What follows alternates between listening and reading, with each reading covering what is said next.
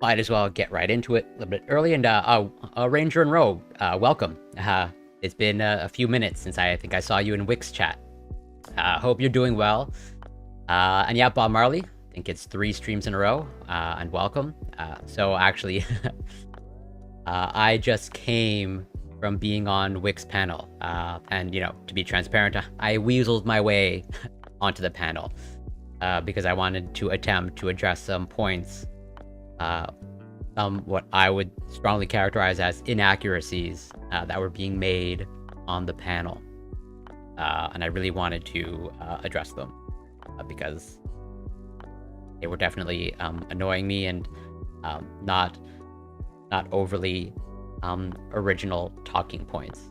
Like, I think almost like word for word Jordan Peterson talking points. And so yeah, I wanted to address those pretty quickly. The convo is basically, well, so we scheduled it for 8 p.m, but there was no like hard start time since Ukerist has a family, and I think they have a child that they want to put to bed, and I think they said around 8 p.m, but whenever their child is like sound asleep, they'll be good to go. What sort of inaccuracy? Just one moment. Okay, so the panel was I can't even remember what the topic was, but either way, like, it got onto the topic of like whatever gender differences, and how that affects education choice, occupation choice, and how that potentially downstream effects of wages, income, etc., etc. And there was more than one person making the argument, but I think largely it was Taftash who was basically putting forth the Jordan Peterson talking points of like math ability, and that STEM is like just fine, and that these are just like biological differences, and so like, what's the big deal? This is just like essentially biology playing out, and so if that's how biology plays out, like, why would you want to kind of affect that? And I attempted to push back, and I think they largely agreed with me in terms of like, because they were lumping together, as we often do, of like STEM, and like it's just like this broad term that encompasses the sciences, the hard sciences, and so I was the gender breakdown in STEM is not so like clear cut, and as I sort of alluded to as I tried to ask on the panel, okay, if you look, so these are just like straight raw numbers. This is from the National Center for Education Statistics, so in the United States, and it's just a breakdown. So this is 2017, 2018, but I'm pretty sure the numbers like today are not like super different. Let me just check my Discord, make sure.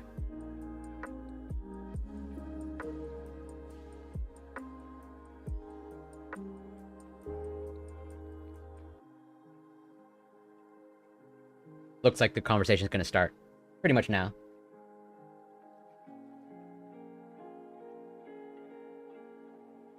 But like, yeah, if you look at, for example, like the biological and biomedical sciences,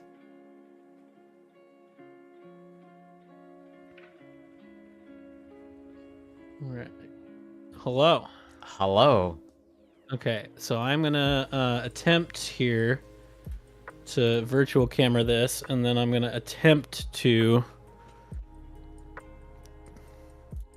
There's no try, only do. Nope, that's not what I want. Okay, hang on. Here, we're gonna. I have it on your stream currently. Wave to the people.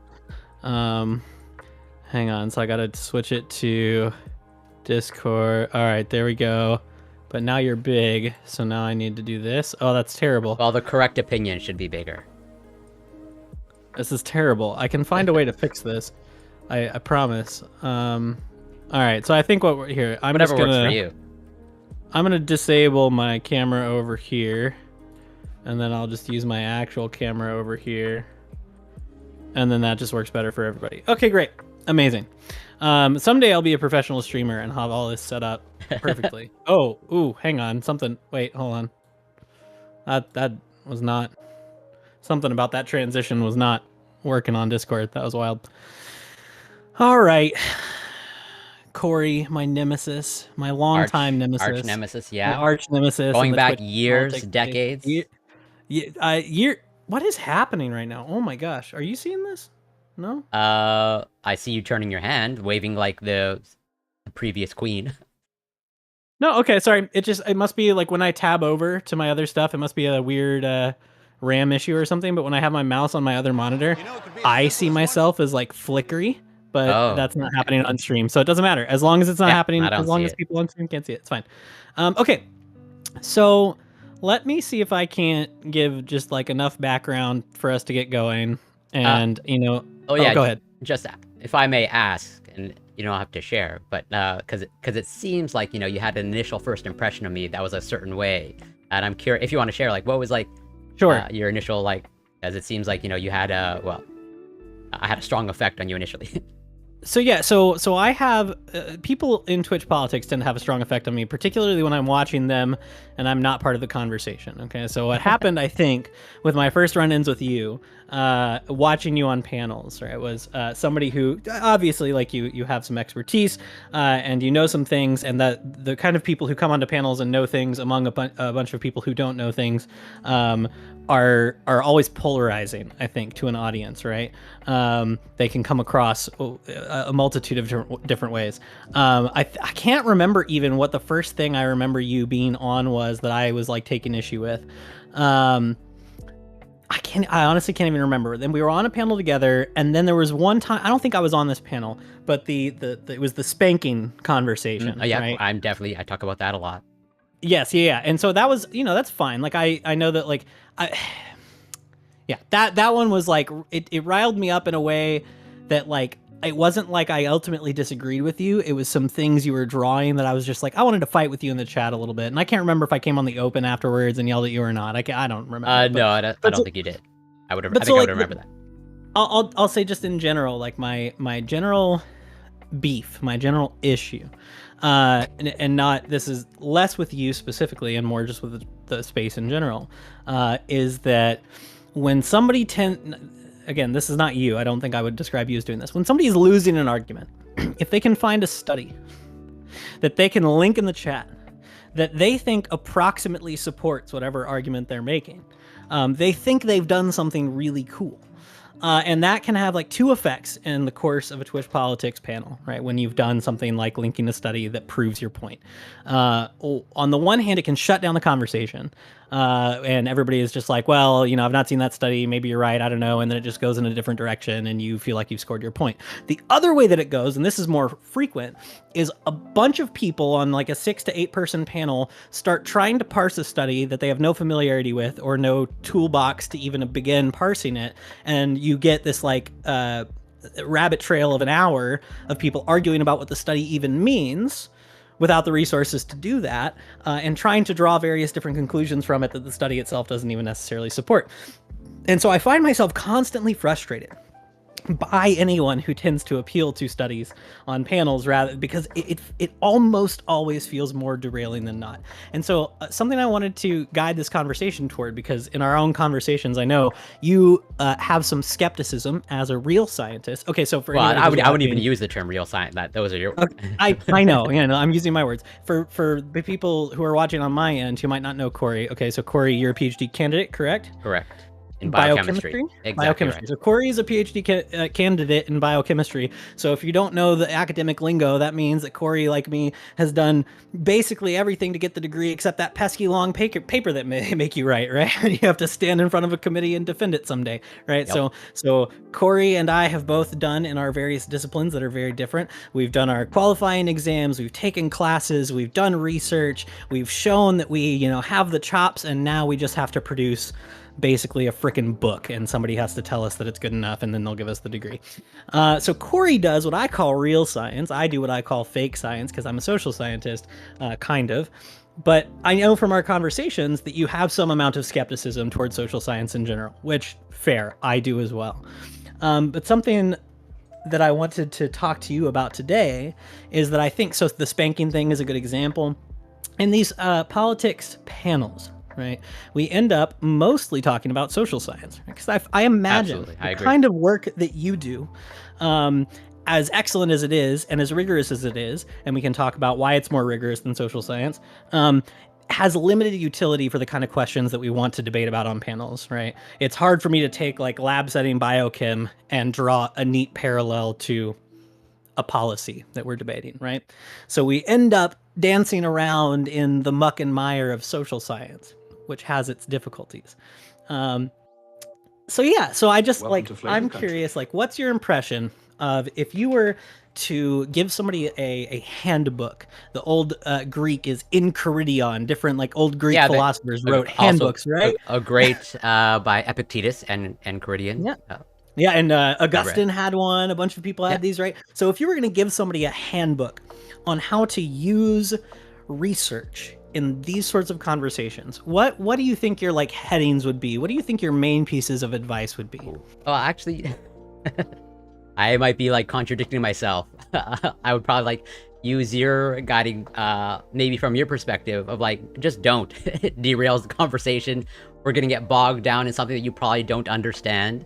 And that's just gonna be like a huge time waste, either like time wasting or derailing. And so like my handbook is probably just like that one word, like don't, unless and here's where it's like it's really tricky. And like I think I take your point of like, you know, unless you actually like know what you're doing, it's like it's hard to like go into studies and do research. And it's I don't even particularly like doing it. And like I think I know how it can sometimes come across, and I also take your point in terms of like just about anybody.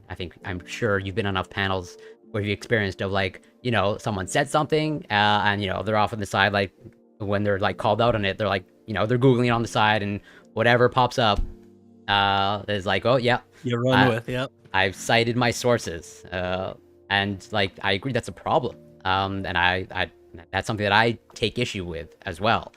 But it's also contradictory in the sense that like I'm technically like I'm trying to cite what I say, but also at the same time, I try to make it known. And if anyone tunes into my channel, when I cite something on the panel, I usually like go over it after the panel saying, hey, like what I'm saying is true, at least from what I've read from this study. And I highlighted. Speaking of, when I just like tuned in and pulled your channel up, it looked like you were doing something like that. Can you give me like the cliff notes of what came up on the last panel? I mean, yeah, if anybody's on my stream maybe now, just like a good example, right? I have like a bunch of tabs open, and one of them is just like stats, because I as I was saying before we started, or before I started my stream, I weaseled my way onto a Prime panel, because like I was just tuning in to watch for entertainment. And like what was being said, you know, as Wick said, I guess I was malding in chat, or my Canadian malding, which I was just like wagging my finger saying, well, this is some like misinformation being spread. And so it's like, yeah, I go through the studies on my stream, like when the example that you brought up with like the corporal punishment or the spanking, like, yes, on the panel, like I can be pretty, I guess, my version of aggressive when it comes to that issue, and I'll be like, yeah, like you're just anti-science at this point, and like there's nothing I can do. Yeah, you're just advocating for hitting children, even though like all the research says otherwise, and like you want to tune into my stream afterwards for me to go over the research, like I'll gladly go through it, and I've done that multiple times before, and it's a problem, and I don't know how to solve that problem, or like I don't know what to. Yeah, I think again, like you said, like this might just be a rhetorical strategy, right? Maybe it was the like you're just anti-science at this point thing. I know to an extent, like it's panel we're memeing, right? That may have been like what triggered me the most, I think. Yeah, because no, like as we've talked about outside of this, and one of the reasons that these things can be so derailing is if you are digging into any like good study on something as kind of complicated as corporal punishment, right, with as many potential confounding variables as we can talk about, those studies, and so I mean, you have this one meta-analysis that you've linked before, and it's an interesting piece, but the studies that like even a meta-analysis refers to, each will be very aware of their own limitations, right? Absolutely. So I mean, you see this in the discussion section. They'll say this probably shouldn't be used to say this, and this. What it can say is this. And that doesn't come across well when you try to condense that and sell it as a headline. Yeah. And so one of the things that's frustrating to me coming across, not necessarily you, but any of these conversations where somebody is like, well, clearly the studies show. It's like, okay, well, I don't know if the study actually shows that because we don't know yet. And two, what are the limitations of that study? How generalizable? All these things that we need to talk about to really make these claims. I thought I was going to be way more organized in my conversations flow. So let me see if I can that's like fine. Like, take your time. map I'm not out organized at all. So let me see if I can map out a sort of like conversational trail here. So we tend in these conversations to hit upon disagreements, sometimes in like fundamental, I'd call them like maybe ethical or political issues, where we have a real disagreement in like what we value or what we're aiming at, like true disagreement about ends.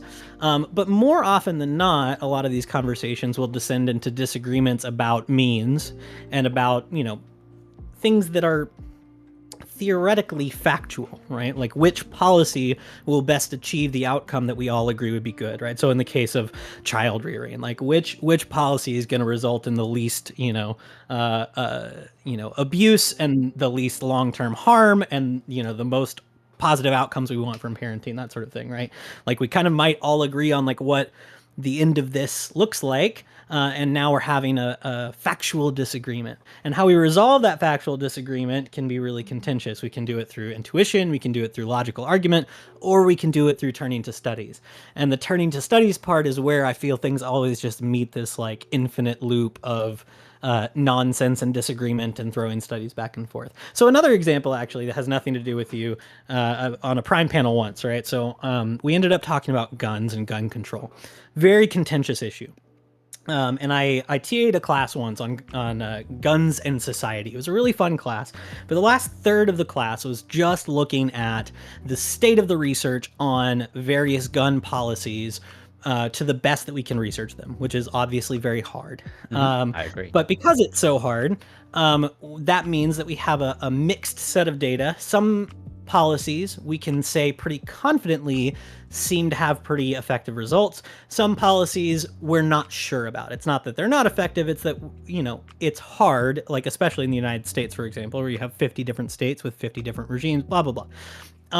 And so I was having a back and forth with somebody on this panel, and they were like, well, clearly, if you reduce the number of guns, this is going to go down. And I was like, well, that, it seems intuitively true, but often isn't true in the United States. And, like state of the research, blah, blah, blah. This person was like, no, here's this study. I was like, yeah, but like, I know that study.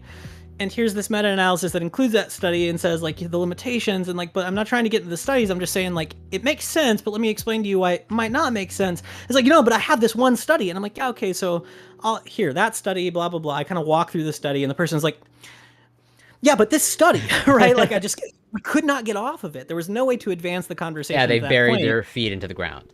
Yeah, where like quite often, like you said, like somebody's Googling on the side or whatever, they find a study that supports their notion, and it's what they grab onto. It's what they have now, and that's their proof for the duration of the conversation, and it's hard to progress past it. So I guess I just wonder. One scientist to another. I'm not going to say that. This no, I have no problem bringing you into the circle. I had to take 2 methods classes in empirical social science research. I read old dead white people. That's my job. So, but like, what do you think is the most effective way in this format to go about resolving those factual disagreements? Yeah. Right? So when we get to a point where maybe we've found common ground, where we say, yeah, actually, it would be great if we had fewer, people in abject poverty in the United States. We just disagree on the policy mechanism to do that.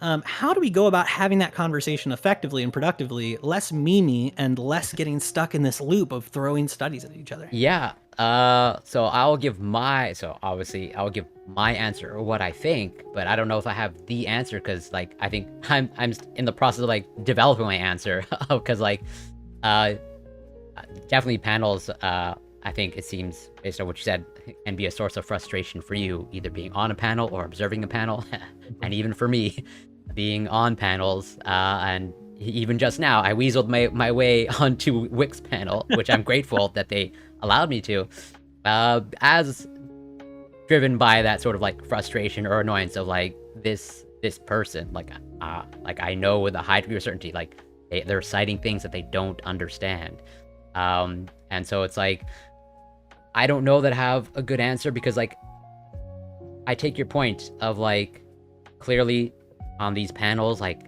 should they even have studies cited? Should we just like have just like pure philosophical debates and just like it's all opinion based and it's just like a talk show kind of thing? But at the same time, like yeah, me as the scientist, in me is like it has to. We're just wasting our time if it's not grounded in reality. Of like we're not taking into account like, or at least I mean, don't pretend like you're holding like a panel space that has any sort of real world implications if you're not going to ground it in anything at all.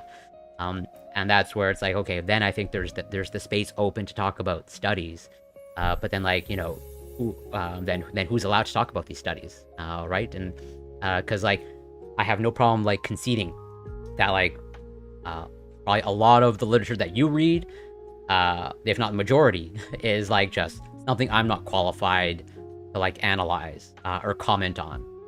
Especially if you're going to talk about, philosophical books that I just have no experience. Like, I'm decently philosophically well-read, but obviously nowhere close to you.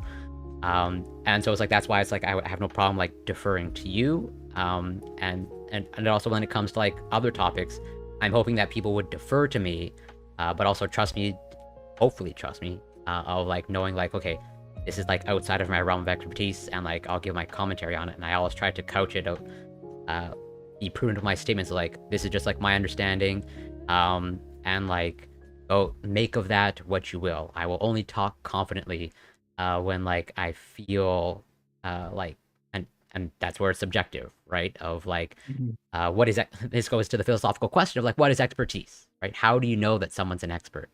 And like I recognize in terms of like me labeling myself as an expert, like I would only qualify or label myself as an expert as something like super niche that literally has no place on a panel. Like I mentioned surface plasmon resonance, and like that no like that'd just be a ridiculous thing to bring up on a panel because it has like there's nothing to do with philosophy, nothing to do with politics. This is just like a scientific like instrument and technique, and it's like, well, then technically I'm not an expert on like anything on these panels, right? And like it's really tricky.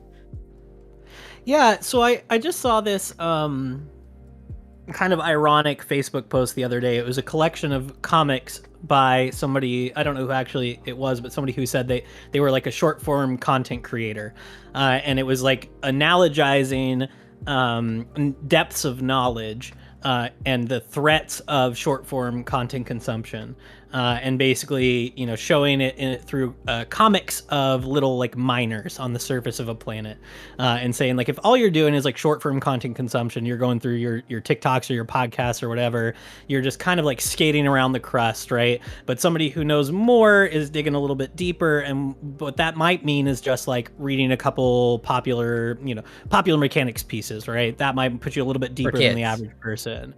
Yeah, and then like if maybe you read like a mass market book by a specialist aimed at a popular audience. Okay, you're a little bit deeper now, right? But then maybe you read like an academic book, or you're starting digging into the academic literature, and now you're like really burrowing, you're really mining deep. And then, when you're doing your own research, that's like kind of, peak here.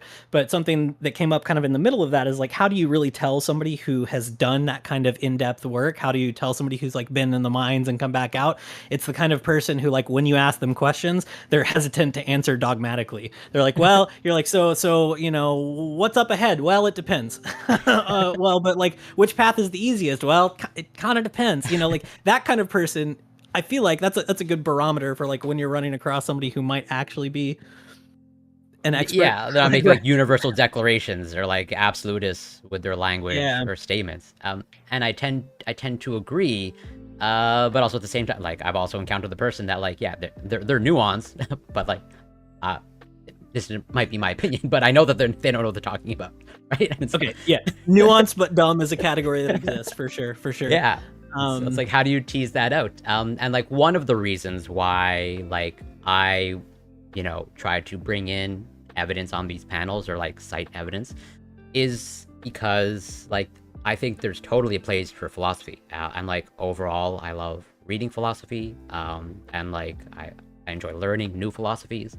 But I think, philosophy has its limits in terms of like, doesn't necessarily take into account like the human condition, or like certain aspects of what we know about humans, at least now. The example that I would use, for example, so we know Scott, from Fabian Liberty, and like, so, oh yeah. And so like very often, and in no way to like denigrate them or speak bad about them, I respect Scott, but like, and I'm just gonna try to sort of steelman the position of like, they very much like emphasize that pretty much their viewpoints or ethical framework, it's like it's deontological, and they're very, I think you would agree that they're anti-utilitarian or anti-consequentialism, right? I think we're both on the same page of that. I don't think it's a mischaracterization of Scott's like philosophy. Sounds accurate. Yeah. And so there for me, like I would just push back of like, well, maybe like 100 years ago you can have that debate, but I think we know enough now about humans and psychology and neuroscience that like we can analyze consequences, and like we take those into account. Do we take all the consequences into account in every single situation?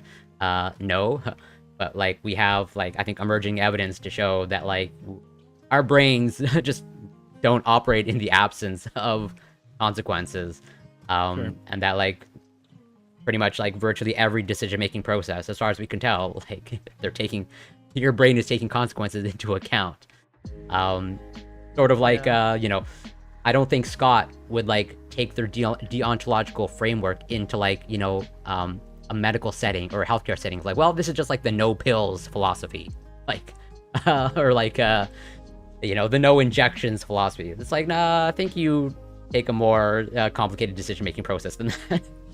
Yeah, no, I think that's really interesting. Like, there's, oh, that example we could probably talk about for the rest of the night. But like, well, I have no problem with that. But... No, yeah, that's interesting. Yeah, the when you take something like a rigid deontological framework and try to apply it both to like the way we know people actually make decisions and to how you think people ought to make decisions, yeah, I think you do run into some like real issues where like, so my wife is a nurse, like talking to her about decisions that like so she's been on like a COVID floor through all of this. So like she was on a medical respiratory floor at the beginning of COVID, then she moved to an ICU with worse COVID patients in the middle of COVID. So, so like talking to her about like the kind of decisions that, on the ground people are having to make about somebody who's in some kind of respiratory distress and like the various like triage trees and things like that is like, yeah, these are things that don't really admit of like a predetermined, rule-based outcome, right? These are wisdom decisions in a moment.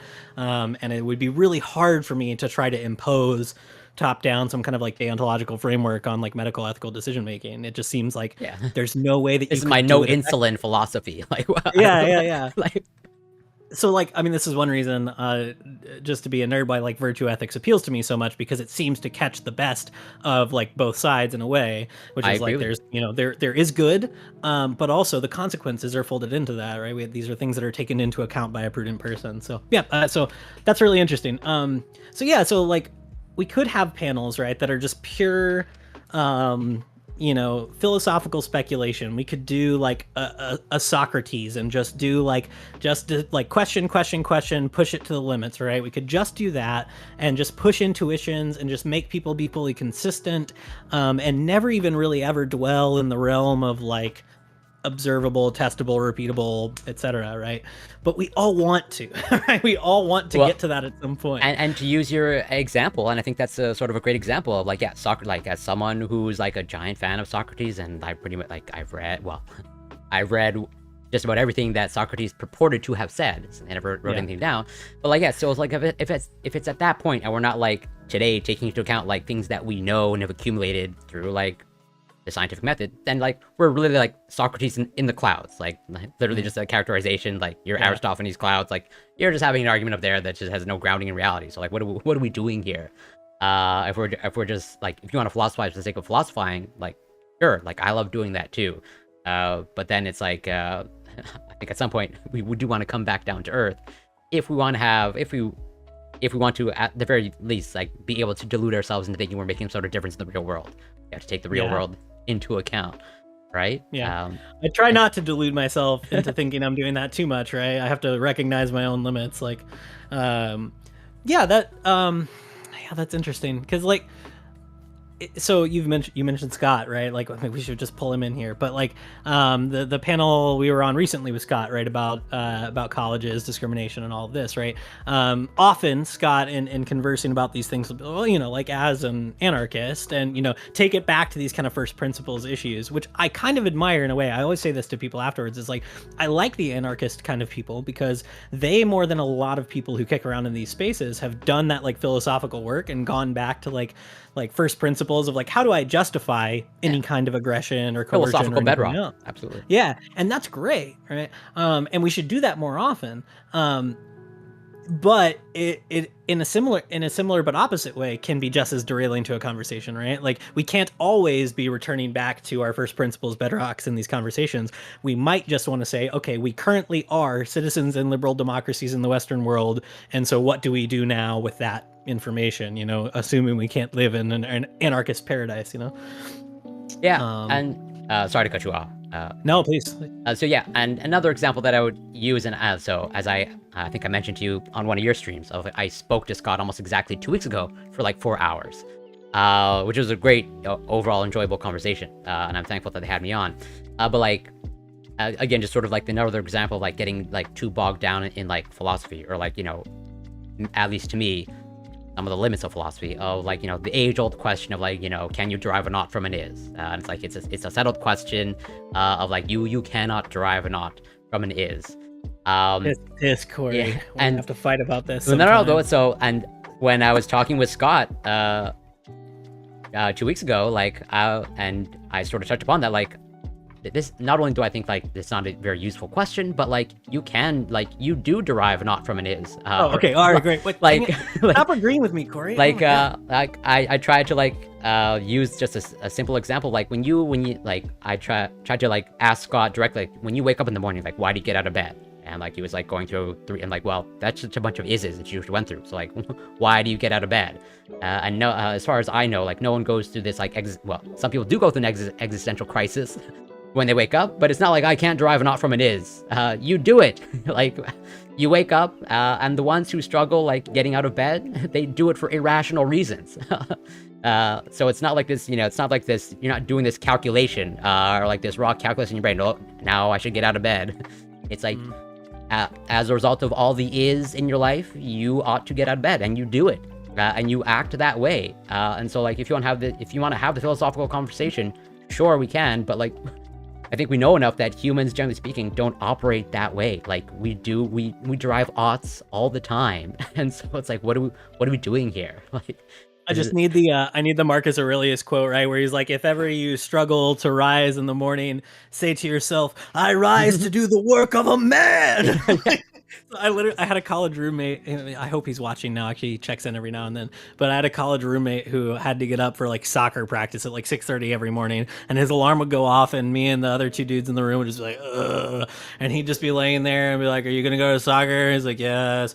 Like, come on, man, you gotta get out of bed. He's just like, I rise to do the work of a man. Like he'd do it to, like every morning. It's I like love really Marcus into Aurelius. it. Yeah. Yeah. And like whatever Uh, gets you out of bed, like whatever you're ought like, but you again, you do it all the time. And it's not a problem. It's like to me, it's like a waste of time of like having that philosophical like you just can't do it. You can't do it. Well, we know that people do it all the time, and even science operates this way. Like in terms of like you read sort of like any medical study of like, oh, this medication whatever improved whatever, we should like continue doing that. Like no one ever says you can't make this sort of recommendation.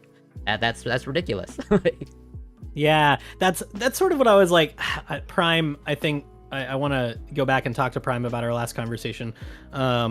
Misunderstood maybe what I was getting at. Like, I have no interest in defending the current U.S. health system. It has all sorts of flaws, right? But like, speaking of medicine, right? Like, I'm in full agreement with like Socrates and Plato and Aristotle on this, where it's just like, yeah, like medicine, the practice of medicine has as its aim and its end like a conception of health and well-being, right? That is just like you have to have that in mind as an end to do this. And if you start to be like, well, how do we even derive that? You can't derive an ought. Like why ought I pursue health in the human being? Come on, like that's like there's an assumption in the background here, right? And we can flesh it out and we can argue about it and we can maybe try to parse it. But I think that's a fair point that like this isn't how people operate. Well, Corey, stop being so based. I wanted to disagree with you tonight. No, we'll draw blood at some point. Okay, so yeah, well let's try. So let's talk about social science, okay? So you in my chat, as you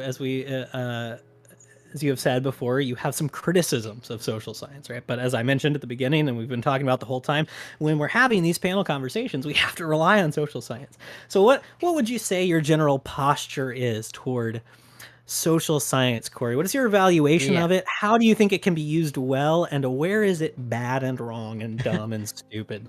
Oh man. Ooh. Yeah. Well, get ready for my grand soliloquy. Of Go as no, long as you want. I'm being sarcastic.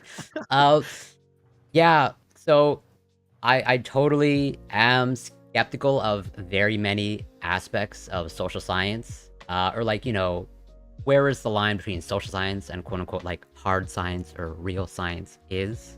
I don't even personally know. Like, how do you? So, I'll give my take in terms of like, I'm pretty skeptical. Like, one of the fields that I'm like most skeptical of, or like I'm most sometimes look down upon, is economics. And so, how do you feel or think about economics? Oh, people in my chat were just like, "Are we making jokes about economists yet?" Like, I can't. Yeah, I think economics is like, okay. So I think economics is the worst combination of both the rationalist mathematical giga chad and the doesn't ever want to deal with reality and empirics kind of person. Where like I think like economists are just so often wrong and we don't care, and they just keep being wrong and we just keep not caring. I think where economics is really most useful, or has like made its most like awesome useful interventions, has been things like public choice. It like has been really, I think, useful. Like when we like come to an institution and we study it and think about it in terms of like incentive structures, I think that's a really useful way of like approaching and tackling and analyzing an institution. But yeah, just like I feel like most people who do economics are just like they just want to be mathematicians, but they're not smart enough. I don't know. I'm memeing at this point, but like, yeah, I think most people who do what I do have a kind of disdain for economists. So economists will tell you, right, that they don't. What's the quote? There's like a famous scientist or data scientist or somebody who's like, all models are wrong, but some models are useful, and that's kind of like I think the catchphrase of economics, except they just like spend too much time embracing models that are wrong. And so any economist will tell you they don't really think that human beings are like the Homo economicus kind of rational actor model, Right. but they kind of do at the same time, and it bleeds in, and it just seeps into our brains, and of course it's I think very wrong. I don't know. I could go on and Well, on yes. about So econ. that's also like my sense of like I want to take it serious, and maybe this is just me not, I don't know, doing enough economics research, not being in the field, but like I want to take it seriously, and I certainly like on my own streams or even on a panel, I've cited economic research, so it's not like I shun it altogether. But like every once in a while, it's like I want to take you seriously, but then like I come across something of like it's just like, what are you doing here? Like and maybe I'm just too ignorant to understand. But it's sort of like, as you said, it's like it seems like, and this seems to be maybe changing recently, but like there was like this fundamental assumption about humans, as you said, of like this, we're just like this calculator, and we're just like this rational agent that will always act in their self-interest, and then from there, all our decisions are made. And I think we know enough that we just don't, as you sort of touched upon, we don't operate that way. And so like, why are you, and like the fact that you look through like your entire field, or like the majority of your field, through that lens, and that informs like the questions you ask, how you analyze your data. Like to me, that's like almost is like a fundamental flaw in like your entire discipline. And it's like I can't like take you seriously at that point, or it's like very hard for me to take you seriously. And what's most interesting is I've covered this in my stream of like some of the economics research, or economics researchers researching themselves. Of like, it seems like, based off of the research that I've done, economists are kind of jerks or a-holes. And like, I think that They're says not something. easy to get along with. Yeah, I got into, so I I wanted to try to dance around learning more contemporary economics research, right? Because I have like because of the circles that I run in and the people who have given me money in the past, you can infer whoever you want from that, but I have a decent exposure to like Austrian econ, and then like in past Austrian econ in the mid 20th century, there's several schools of economics, people who won a bunch of Nobel prizes, like James Buchanan and Daniel Kahneman, famous, the Ostroms, and all these people, right? Like so I know those pretty well, but I have not much less grasp on what like contemporary economists are doing. So I was like, here's a Discord that some friends of mine are in that's for like academic econ. And to join, you had to like answer this questionnaire that was like, how did you get interested in economics? Like, what's your educational background? Blah, blah, blah. And I was like, how did you become interested in economics? I was like, well, in high school, like a lot of high schoolers, I went through a libertarian phase, and I started reading Ron Paul, and then I started reading Mises, and then like I was like, oh, this kind of stuff is cool. And then I grew out of that, and now I'm trying to learn what economics actually is when you're not a libertarian. And they were like, we don't like Austrians here. I was like, yeah, you didn't keep reading. I said, like, that was what interested you. Asked me what got me interested in econ, and I just told you. And they're like, they just kicked me out. I was like, what? It's just like, I don't know. Economists are weird. But so one thing I think that is true of like social science in general, this is maybe less true of econ. So before you go, like, how do you like? So do you consider economics as like humanities, social science, hard sciences? It is a social science. It definitely counts as a social science. I'll tell you why in a second. But like, I think that social science in general is really good at retrospective analysis and evaluation, and not so good at prognostication. Right? We want to do a lot of prediction in the social sciences, and we're really bad at it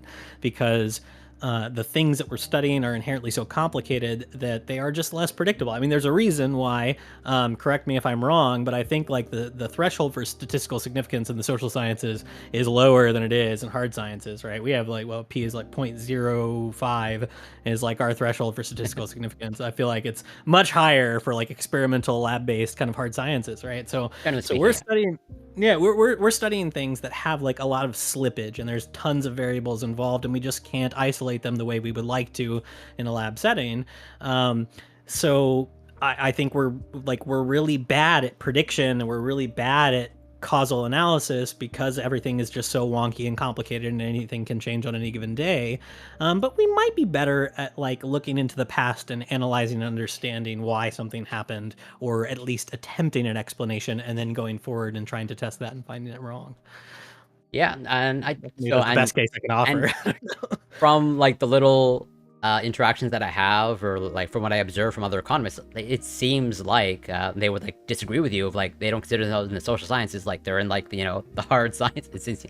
And it seems like, at least based off of like again what I observe from economists in my limited interaction, like they seem to like elevate themselves like above all of like they have like pretty much like it's everything of human behavior is like in their domain, and they just like Yeah, perfectly they have understand. this like understanding of like human beings and choice making. Yeah, that is, I think that is definitely how they think of themselves, and it's very frustrating. I would say so. I'm very fond of a particular anthropologist from the mid 20th century, Robert Redfield.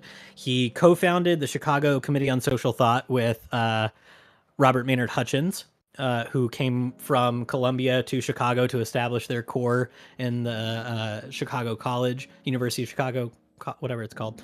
But they co-founded the Committee on Social Thought as this interdisciplinary thing that still exists. It's really cool. But the way that Redfield describes the social sciences, he's coming in, he's an anthropologist, so he went out, did like field research in like the Yucatan, like all sorts of like what they called then like primitive people groups, and was trying to do like real, I think, interesting research, but coming back and trying to understand how the world that he was entering in when he came back from his field research was a world that was morphing toward social scientists trying their best to pretend to be hard scientists. And he was kind of like analyzing that from his like old school perspective and saying like, it's good that we're systematizing. It's great for the advancement of knowledge that we're being more rigorous, that we're analyzing things statistically, that we're keeping track of our data and testing theories. That's great.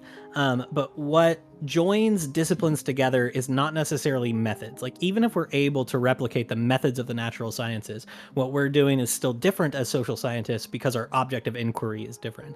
And our object of inquiry is specifically human beings, and not just human beings as like, biological creatures and chemical creatures, but human beings in social contexts, which are like infinitely complex. I agree wholeheartedly.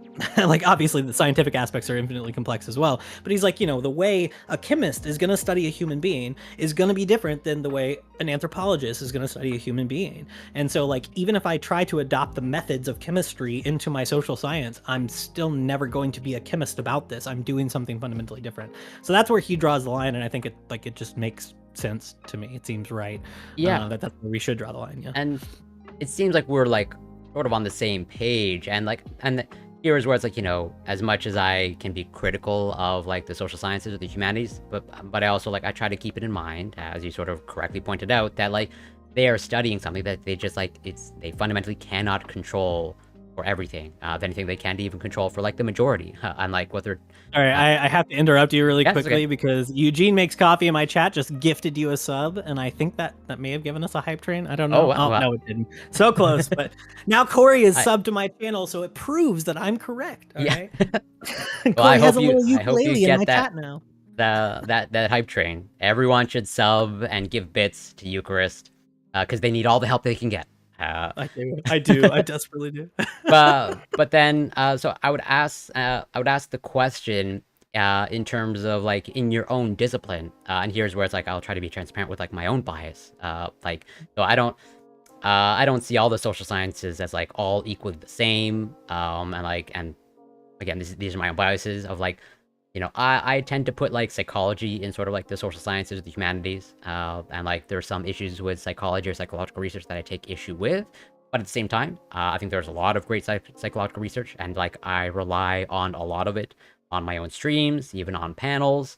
And so I think there's some good high quality research there that you can sort of like tease out. Not that everything in the hard sciences is good or high quality. Obviously not. There's definitely some trash in the hard sciences. But at the same time, there's sort of like in my mind like there's this spectrum of like, okay, in terms of like seriousness, I can like take serious like the field of psychology, and like when it comes to economics, it's like it sort of like starts to erode, and then like my own bias of like, well, what makes like political science like a science, and again, I'll try to be transparent with my own biases of like this is informed by like a former friend, or a friend that I had in the past of like they were completing their PhD in political science, and like they were, for whatever reason, I don't know what this says about them, but they were like a huge fan of Machiavelli and the Prince. I'm like, oh, like, and I just like I couldn't reconcile that in my brain of like, what you're some sort of political scientist and like you're incorporating this research into your field, like, well, what are you doing here? And also, again, this is informed or influenced by my biases of like I hate whatever the prince, or like obviously I'm not a fan of Machiavelli either, but like I'll try not to like go on forever about that, but. But I do appreciate that when I asked you, I think on one of your streams, of like, why are you teaching the prince? I don't see like a lot of like, sure, you can get utility of anything, but it's like, I gotta like, is it really super important? I think people can get by without that, but I'm not a political scientist. They probably can. So okay, so I would say there's several answers to this. The first is that political science is a very fractured discipline on its own. And this may be just true of the social sciences in general, but one thing that we learned in the empirical methodology class I was made to take is that people will talk about using mixed methods, but sometimes people will also talk about like incorporating different methodologies. And what the professor in that class said was like, that's like kind of nonsense from his perspective, in the sense that we should all, as social scientists and political scientists, agree on our fundamental methodology. It's empirical, it's very quantitative, blah, blah, blah. You know, he had a very particular view. He's like, different methods of approaching those same questions, that's different than having an entirely different methodology. And I was just like, okay, whatever. But like what we have in political science is a weird union of people right now who are doing big data kind of stuff, very empirical, like trying to be as like close to data scientists as they can be while still being in a political science department. And then in the middle, you have people who are doing qualitative but still empirical research. And I think there's really great examples of this. I talked about on a recent stream, I don't think it was one of the panels you were on, but like a study from like 2016 that somebody at my university did called Politics of Resentment, where she spent years going around and doing interviews of people throughout the state of Wisconsin to kind of get their pulse on their just sentiments towards the big cities in Wisconsin. Like that kind of research I think is really interesting and useful, and it's still technically empirical. But then also there's the political theorists in the department as well, and our approach to questions of political science is completely different. Like our data is different, our methods are different. I'm reading old texts, and so I mean the way that I explain it to my students is political theory. So like all my friends over here who do quote real political science, they're making descriptive claims, right? They're accumulating claims about reality, yeah, like then, voting habits or whatnot. Yeah, and trying to maybe make causal claims as well to the best of their ability, but all of these still are descriptive claims. I'm over here talking about normative claims.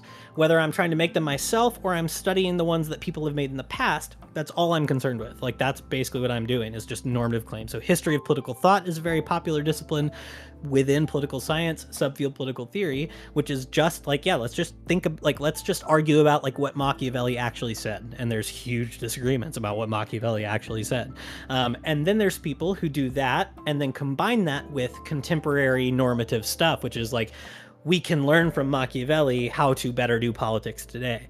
And that's sort of what I do, not the Machiavelli part, but what I do is kind of like, yeah, like both, let's understand what people said in the past and let's mine it for resources that might be useful for our contemporary conversations.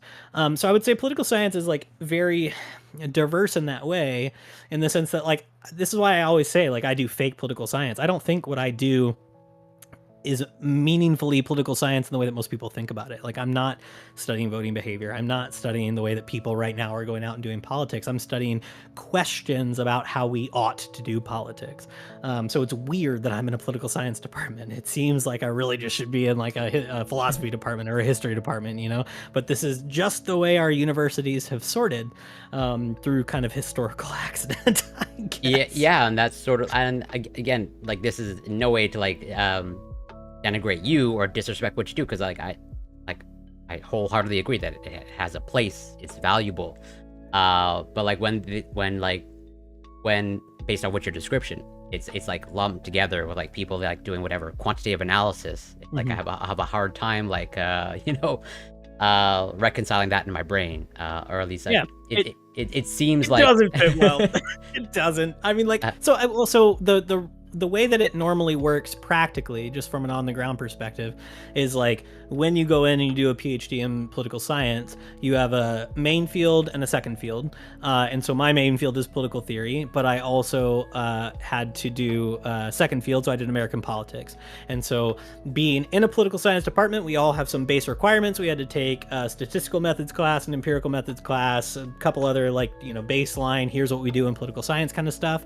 And then I had to take like 4 classes in American politics research. So like I got some, real actual political science and like the presidency and American political development and all this stuff. So it's like we get a background in it, but it's not what we do. It's not the research that we do. You will see on occasion, you'll see political theorists and empirical political scientists kind of joining forces to do some really interesting research projects. So a friend of mine was doing his dissertation on paragons of political leadership in ancient literature, and did a really cool research project with a friend of his on just like studies of the presidency and way that presidents have kind of marketed themselves in the past in American politics. Like there was some cool overlap with like the empirical stuff for the person he was co-writing with and his like normative concerns of like what it means to be a good political leader. But yeah, it's a tenuous relationship. It's weird that we're in the same building in the same department. It is. I don't know. And like based off of some, like, again, I'm very far from like whatever, informed or super informed on political theory, or rather like academic political theory, but like of the little bit that I've read, it's like, it seems like, again, correct me if I'm wrong, or like if this doesn't actually happen, but it seems like, they just like they make a statement or they make an argument, and then like they'll cite like, well, this other person made the same argument, and like I'm just like using someone like you citing like past literature to like bolster your argument. Like that just seems like inherently like problematic, or like not doing anything like original, or it's like or like in your political writings or like in your dissertation, like what if you don't want to reveal anything, you don't have to, but like what is like the original like thought or argument that you're trying to put forth, or like is it not an original argument, you're just like summarizing like past literature and putting it together? So yeah, I mean, I'm moderately doxed anyways. Like I'm not good at keeping my my personal / professional neither am I. Twitter separate from my I'm using my name from my Twitch presence. I have separate Twitter accounts, but I always forget which one I'm on, and I'm liking stuff and following people, so that's no big deal. But so there are people who are mostly, I would just say they're historians, right? They're friends of mine in different departments or in my department, that the work they're doing, they're just basically trying to be historians. They're archaeologists of ideas. They're just trying to reconstruct a misunderstood version of what some other thinker has put forward in the past, and that's all they're doing. And they're not even necessarily trying to use it to bolster any contemporary argument. It's not like this person said it, so it's right. It's just like, hey, people have thought that Aristotle, was a misogynist because of these things he said about women. But actually, if we carefully, line by line, read blah, blah, blah, blah, blah, actually, we can see that he's making this argument instead. You don't have to agree with it, but it's like a particular evidence-based argument. It's based on like just a different sort of reading, blah, blah, blah. Yeah, or like a closer dissection of like... Yeah. The text. What I do is kind of what my advisor calls like political theory for today, which is like, hey, here's something we're still fighting about and arguing about today, and we've reached a point in like we're arguing about this on the internet or whatever. We're having some political debate about it. Is it possible that somebody in the past has thought about this before us and could contribute any resources to our current conversation? Doesn't mean they're right, doesn't mean they're wrong, doesn't mean we have to take it as like perfect empirical whatever. It's like, could they contribute anything to this? Because we're not the first ones to talk about it. Like maybe there's something else here. So something, I'll just say like one project that I'm working on right now is looking at suicide in ancient literature, particularly Plato. And like kind of the hook of the project is like, hey, like suicide is still a problem. We have what some people have called a suicide epidemic, and we have different ways of dealing with it. Like if you look at suicide prevention literature, we have all these things that we're supposed to be doing, the way that we talk about it, the way that we help people who express various kinds of suicidality. And those things seem to be like evidence-based. They seem to be working when we can do them, but we have another problem, which is as much as we're doing them, as much as we're destigmatizing things around mental health and treatment and medication and all these other things, the problem seems to be outpacing ability. So either it's not working, or it's getting worse faster than we can fix it. Both of those are a problem. And so it's like, well, okay, so what we're doing isn't working fully right now. Has anybody talked about this in the past that we've kind of forgotten about that might give us some resources to think about it? And Plato treats it as like a political and communal issue, right? So it's like, okay, let's see what he has to say. Let's see if we find it persuasive, and let's see if there's anything about it that might be useful and applicable to our modern liberal democratic situation. Okay. That's at least based off of your description. That's super interesting to me. Like, you know, pretty much like going back, like dissecting a text, seeing if you can extract something that's like relevant today. This is a current problem. Let's see if there's been solutions that we can get from the past, like literally thousands of years ago. And it may be that like, no, the answer is no. It's completely useless, and this person's a bigot. You know, that's like, your dissertation. Just no. Yeah, no. But there's a. I'll send you a paper in DMs after this. If people are listening, Google around, they can find it. But there's this really interesting paper that friends of mine did on Aristotle on toleration. And so Aristotle in his Ethics has a couple of virtues. He goes through this list of virtues. Right? He's like, well, what's courage? Yeah, Let's talk about. I know courage. the Nicomachean, which I actually don't like. But it's great. But he has several virtues that he says are nameless or unnamed. They don't have a term, but one of them is basically a virtue of toleration. And so that's how these people translate it. And they're basically like, you know, is there anything about the way that Aristotle treats the virtue of toleration that could intervene in our contemporary discussions about this, which is like, we're currently having kind of a crisis about like, do we tolerate the intolerant? How much do we tolerate them? Blah, blah, blah. And it's a really fun and interesting paper, I think. And so, of course, there's always the question of like, okay, but Aristotle is like an aristocratic bigot. How much can he help us talk about this situation? And they try to answer that. They're like, well, here's how he could be useful. Here's how we can adapt it into this conversation. And so I think there's useful, practical ways to do that kind of research. But I would also say, I think the people who I describe as like mostly historians, or even people who are doing just like pure humanities, right, are doing something valuable in its own right. Like, I don't need somebody to convince me that this is going to like solve some contemporary political issue to think that what they're doing is like a useful and interesting kind of research. So maybe that's a separate conversation we can have someday, related to like, you know, what was that, the Journal of like Theological and Cultural Theory. And, like, you know, we can talk about that sometime, but like, I guess I would say like, I feel enough overlap with the humanities where I'm like, I don't need somebody to like fully justify this. I can just think it's cool on its own. Yeah. But I would like to think some of the stuff that I do could be useful, maybe someday, question mark. Yeah, no, like, and that's where it's like, I come in like everything that you've described, like sounds super cool, super interesting. Like, I see the value. And this is where it's like, you know, me just being, you know, elitist, or pretentious, or all of the above. But I just have a hard time, like, you know, lumping it in with science. So like, it gets like the science label, or in the field of science. So like, well, are we? And again, I might just be pretentious or elitist. Like, are we just like diluting the term science now? Like, no, I think so. I would put what like my friends do closer to science than what I do, for sure. So like I have friends who are like going through and doing like really in-depth, like big data sets of like you know, machine learning training kind of stuff for political scientific research questions. That to me is, you know, much closer to what most people would think of as science than what I do. Like, the only way I can justify what I do being called a science is it just relates to the idea of scientia and knowledge, right? It's just like is lumped into the classical understanding of it. But no, like what I do is nothing like what, if you just go ask somebody on the street, like, what's science? What does a scientist do? You know, like nobody's ever going to say they read Machiavelli and write papers about it and argue about it on the internet. Like, no, of course not. That's not science. Yeah, and like, I don't want to be like, again, I don't necessarily want to be pretentious, or like, you know, it has to be like gate kept per se, but also like, I do also look down upon like chiropractors. Like, I don't like, some people, you know, see chiropractors like, you know, legit medical professionals, and I'm like, no, you're pseudoscience, and like, please get away from science. And like, you know, that no one should take these people seriously.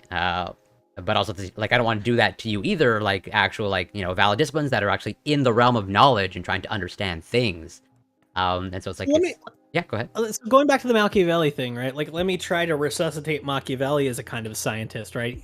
Even if I think my study of Machiavelli is not scientific, the reason I think that everybody should read Machiavelli if you're going to do any kind of like social scientific work at all, is that he is in many ways a kind of scientist, in that his proposition at the beginning of The Prince is that the most useful thing for politics is not charisma, it's not an iron fist, it's an accumulation of data from the past. It's the ability to inductively infer what worked and what didn't. And so there's this passage late in The Prince where he talks about what measure of control a prince can have over fortuna, over fortune. And he says, I might chalk up half of life to the winds of fate, to fortune, but I think somebody who's sufficiently skilled could control about half of what happens. And so he analogizes like fortune is like, well, there's several ways he analogizes fortune. One of them is particularly problematic, and we could talk about it. But he says, like, it's like, you've got a river, like the Nile, right? You know it's going to flood. You can't stop it from flooding, but what you can do is you can build levees and dams to direct the flood. And so you can kind of technologize it and scientize it and make it work. And so you may not be able to change the fact that history is going to change. You might have uprisings, civil wars, whatever. But a sufficiently skillful prince is going to be a scientist to the extent that he's going to learn inductively from the past and build those sort of reinforcements in a way that is going to direct that thing that he can't control into a thing that's more beneficial for him. So he really, like, he's revolutionary for a lot of people in the sense that he is the first person to attempt to approach politics in that way scientifically. He's not. Aristotle actually is, but that's how people think of it. So yeah, and it's been like a long time since decades since I read The Prince. And so like I might just have not updated my firmware of like what Machiavelli's actually saying. But like yeah, it's totally just like biased or large. I definitely have this bias against like Machiavelli, and especially like this one like academic that I knew, like I don't know, that like almost like deified Machiavelli. Like, I don't know. I knew somebody who literally slept with a copy of Prince under his pillow, like unironically, right? You hear this about like, oh, Stalin kept a copy of Prince on his nightstand. This dude literally like would tuck a copy of Prince under his pillow. I'm like, that's a little weird, dude. Like, you're really? Yeah. And so it's just sort of like, I guess, rewind a bit. It seems like based off of your background and sort of how you do your research or acquire and assimilate knowledge, like it seems like in the panel space, like you strongly desire, or like your desire is to like have pretty much like mostly a philosophical discussion, or like how do you view evidence, or like how do you think evidence should play into panels, right? Because I will fully acknowledge that you are an academic, and like even though you might not label yourself as a scientist, like you still like for your just state you are gathering evidence. It's just like happens to be different form of evidence than mine. Yeah. I think like for panel discussions, so I say this a lot too, like it's one of my big beefs with people who are broadly on my side of the political spectrum is like, if like you shouldn't be afraid of like learning more, in the sense that if you're right, you like there should be evidence of it, right? And so I see evidence as like, if I'm right about the things that I'm arguing and the ideas that I'm putting forward, I would expect that there would be some evidence of it. I'm cautious about just being like, well, look, this study proves me right, because I know the limitations of studies, particularly in the social sciences, right? Because these things are so complicated, because they're so hard to study, because sometimes you'll get studies that people think show something really dramatic, but really all it is some like, survey experiment of 40 drunk freshmen at Stanford, Yeah. Then you've got to be aware of the limits of what the study is actually saying. But like, I guess what I would say overall is like, I would say we can have conversations at kind of the philosophical level. We can get to a point where we might have an intuition that we would expect things to be a certain way. I mean, this is just kind of it's like an old scientific way of thinking. Like, we expect things to be this way. Let's go see if they are this way. Turns out they are, or turns out they aren't. And then we've got to update our priors. But like, I think there are some things that make sense to me. And if I was convinced that reality didn't match the things that make sense to me, I would want to go back and figure out what was wrong and what I went wrong on, and I would like to fix that. But it seems to me like that people have such a low threshold for what they take to be incontrovertible proof that they either are right or that they are wrong, and they need to go back and fix what they are wrong about. I agree. And this is why and this might have been like the triggering event for you, of like, as you sort of alluded to earlier, of like, I bring up fairly often, because this is almost a deliberate tactic of mine. This is why like I always try to like work in like spanking or childhood corporal punishment, because like to me it's like a really good example of like either confirmation bias or someone not understanding like, the scientific method, or like just how science operates generally, of like, because I brought it up on like a previous panel with CTV, who was on it. Definitely Oh boy. the most critical of thinking Twitch streamer. And like I was doing pretty much the same spiel that you probably saw on that Prime panel and probably other Right. panels that I've been on. Like, hey, listen, like the research, like pretty much like is quite conclusive, not 100, but quite conclusive that like just don't physically punish or spank your children. And like CTV was pretty much the same pushback of like, well, no, we don't have good data about that. Like the studies like aren't clear. And then it's like, well, that just means you don't understand like how science conducted. Like there's a reason why we haven't done like randomized controlled trials Right. of like deliberate like, well, do you want that study to be run? Like we're going Right. I agree with you that we don't have like the gold standard randomized controlled trial that doesn't exist for a reason, and so we're going by Yeah, like same thing with when people bring up like pregnant women getting the COVID vaccine, right? Like yeah, exactly. it's like, well, how did you want to test that? Exactly. And like I was like pretty much like posing that question. Like you want like a group of scientists to be like, hey, we're gonna randomize the children. We're gonna like take them from their parents, assign them to some other random parents, and then we're gonna order them to hit them on whatever predetermined frequency. It's like that study will never. Sounds very Brave New Worldy. Yeah, Maybe pull that off. exactly. That obviously never pass. It will ever pass ethical approval, and for good reason. And so it's like you can make. I don't like, know. Some crazy things have passed IRBs before. I don't like. yeah, You that's might fair. be able to. But it's like if you're waiting for the good study to like stop hitting your children, you will never have the good study. Yeah. And so it's Okay, like, well, Okay, no way, that's interesting. So, as a scientist and thinking of like the social implications, like the spanking thing, right?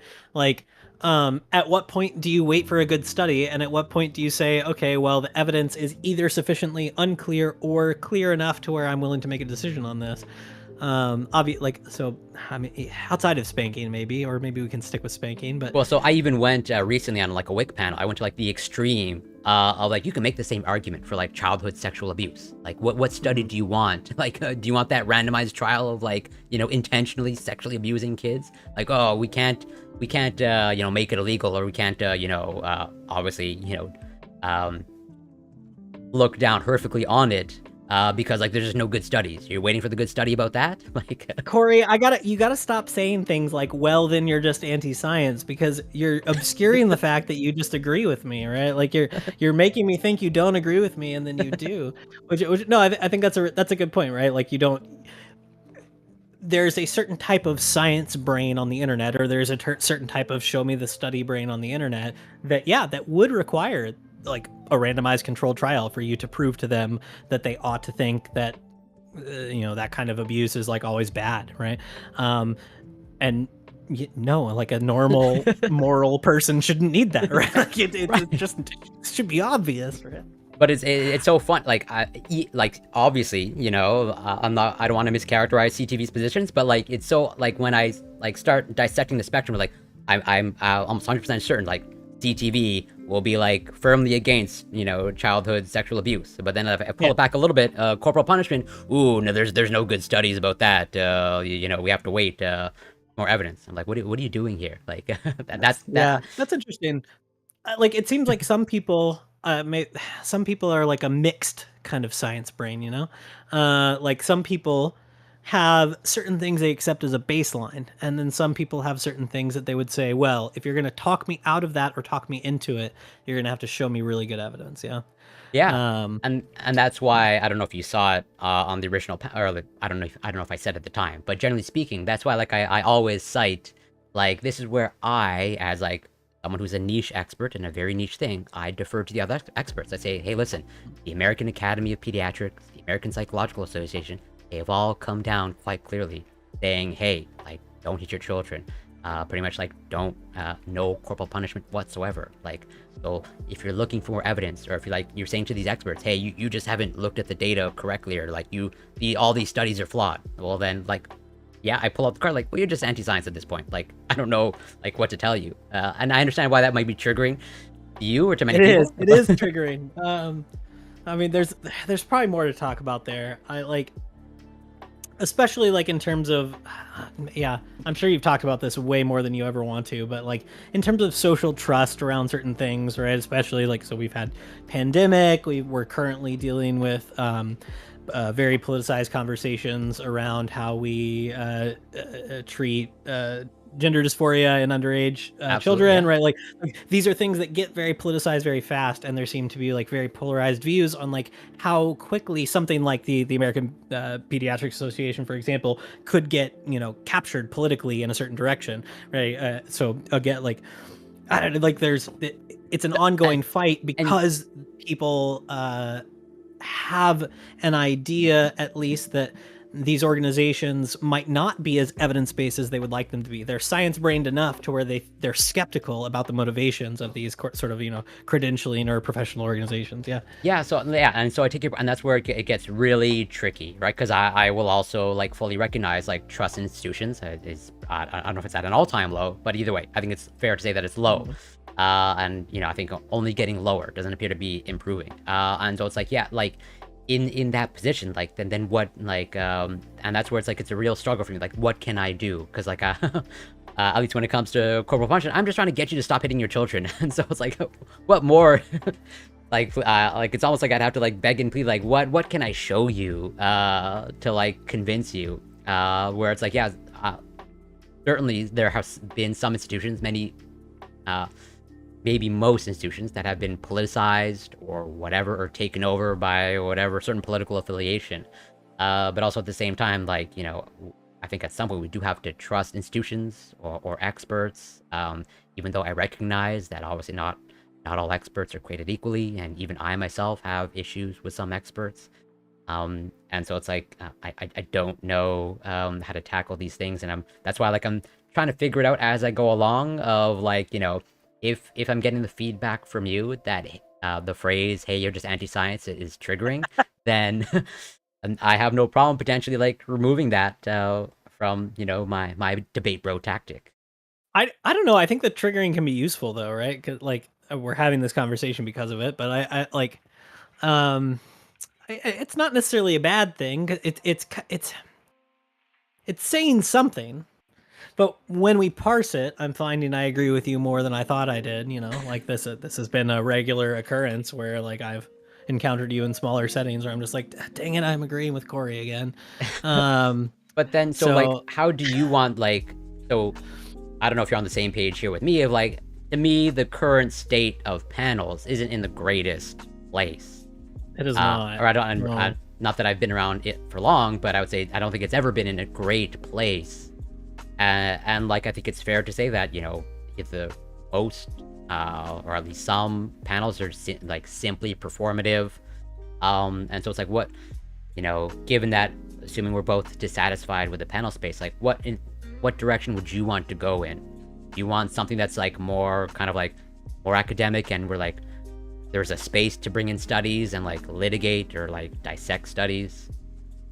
I think what I would want potentially is more, I think I would like more stuff like what modern day debate does, like smaller moderated formats where the people participating can kind of decide what level they want to have the conversation at, right? So you might in any given day have like two like real experts going at it, and you know the audience may not find that super entertaining, or you could have two people or four people on both sides of the issue with kind of like that, you know, middle ground level of digging into the surface of ideas and having a really fun argument. But I just like, yeah, more and more, I still enjoy them, obviously. I keep coming on them when I get invited when I can. I enjoy these like 9-person panels or whatever, like the yelling and the whatever. It's fun. Like it's hard not to enjoy it.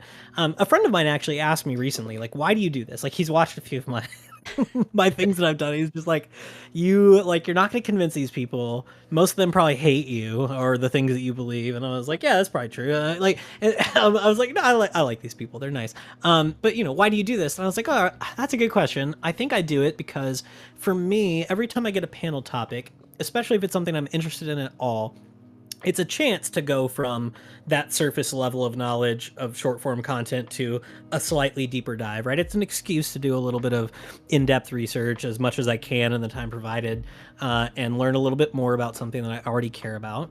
And it's a chance to like test my own intuitions and ideas against people who are pretty sharp and can challenge me when I'm being inconsistent.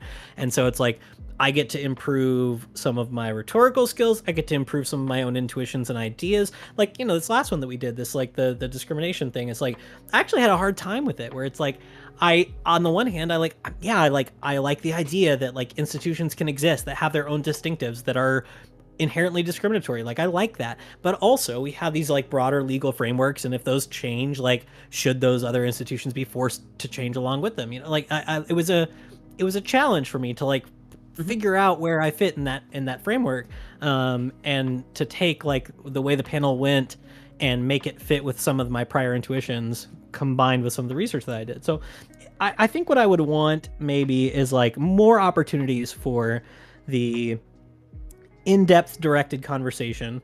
It doesn't have to not be memey. It doesn't have to not be like hostile. It just has to like has to be like directional and productive. I think my biggest complaint about the big like 9-person panel kind of format is just that everybody makes a different point in a different direction, right? So like you might be making a point toward trying to encourage people to think more rigorously, empirically, whatever. Scott's over here making some point about, yeah, but like how do we even justify coercion at all? And Prime is over here, but like what about our trans brothers and sisters? And I'm over here like, yes, but won't you think about the like charitable institutions? And like we're all going in like different directions, like and it's hard to find a center to have a productive conversation on in that format. It's possible, it's just hard. Yeah, well, I pretty much like fully agree with you in the sense that like also like I overall enjoy the panels. I can't say that I've enjoyed every single panel, but on the whole, like I've gotten mad sometimes. Okay. I've enjoyed every panel that I have no problem saying I've enjoyed every panel that I participated with you on, but I've hated every panel I've been on with you, Corey. You're the worst interlocutor I've ever had. I get that all the time, especially from Scott. But like, that's why he keeps inviting you back. Yeah, that's why like I dip my toes in the panel space, because like I'm hoping, and this might just be me being naive, but I'm hoping it evolves. And that like we can get to sort of the space that you kind of outlined. I don't know that I want some sort of like strict like academic roundtable, but also at the same time, like I watch some of these panels, and sort of like to what we were just like discussing earlier, like these people are like know that they're citing evidence that they just have no idea like what they're talking about, even if they even though like I'd even call into question whether they read the whole thing. Even if they have read the whole thing, like I know that they like just don't understand the framework, they don't understand the information, they don't understand all the caveats, and it's like what do we it's just like that's why like I weasel my that's pretty much the sole reason why I weasel my way onto the WIC panel of like like WIC was holding a panel, and it got into like the biological differences between like men and women, and there's no biologist on the panel. And as far as I know, like no one qualified to talk about biology, and I know they're not qualified to talk about biology. And it's like, what are you doing? Like, not that whatever, someone outside of academia can't be an expert on biology, but I think it's fair to say that the probability is much lower. And so it's like I want there's some sort of middle ground there of like, to your point, I don't particularly enjoy like whatever the nine member panels. Where it's just like, everyone's just talking past each other. Absolute chaos. Yeah. But I know at the same time, like Prime has the desire to, put on an entertaining panel, right? And like viewership matters. Well, that's the other thing, right? Is we're in this space, you're dealing with like competing incentives where like on the one hand, there's the desire for like broader education, productive conversation, but there's also like people wouldn't be doing this if they weren't making money off of it, right? Like this space wouldn't exist if people weren't making money, and people tend to make more money when they're having, when it's entertaining. And so somebody in my chat, a friend of mine, like says, yeah, what I want in these panels is for there to be a common understanding of the terms being discussed. That gets harder the more people you add into the equation. And it can also make the panels less entertaining, right? If you have like a nice, like formal debate where we define the terms at the beginning and we all agree on the terms and then we go from there, we might be having like a perfectly decent conversation like we're having right now. And that's not going to make for like, instant Twitter, TikTok, YouTube bait, We're not going viral right now? Yeah, yeah. The things that are incentivized for content are not necessarily the things that are incentivized for the things that we would like these panels to produce. It's always difficult for me, and this overlaps with my research significantly. Is just like, what does our technology encourage us to do? It's not forcing us to do things, but it's certainly encouraging us to do certain things over other things. It's certainly encouraging us to have more like hostile, bad faith conversations than not. And somebody who yells a lot and starts a lot of drama, you can get a lot of clicks and views and a lot of money really fast if that's what you're into. And it's just not what I'm into. Well, yeah, and that's where it's like, and I have no problem acknowledging or conceding that I'm nowhere near as entertaining as someone like Scott. Nowhere near as engaging as someone like Scott, or as good of a speaker, orator, rhetorician, whatever word you want to use. Like, Scott definitely has those things over me. I'm just hoping I'm able to stick around long enough that, like, there's enough people around that are interested in the content that, like, I want to make. But I may very well like fail miserably. I'm totally open to that, and like, I think there's definitely a space for it, right? It's just it seems like it's kind of an uphill battle, because like what gets rewarded very fast are the controversial things, and like being like a fun, knowledgeable, balanced person is not necessarily dramatic and like sparking of controversy in a way that drives the algorithm. Yeah. So it's like, yeah, there are people who do like good, entertaining, like useful long form stuff, or useful just like pure intellectual stuff, never really dive into the drama stuff. But then there's people who are like, I want to do that, but I recognize that to do that as quickly and as effectively as I want to, playing around with the drama is going to get me there. Well, yeah, exactly. It's like, do you bite the bullet in the beginning, and like, do whatever is popular, and then hopefully from there you can, I don't know, make the switch, or whatnot. I don't know the answer to that.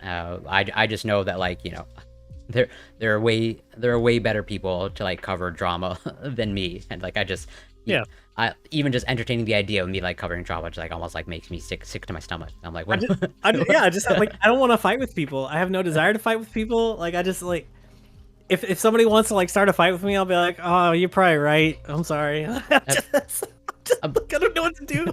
But then I'm curious, in terms of, it seems like you've been in the panel space like much longer than I have, and like, it seems like you've been in academia for quite a while. Like, how did you even like come across, or like what sort of like pushed you to dip your toes into like coming on panels, getting into that space?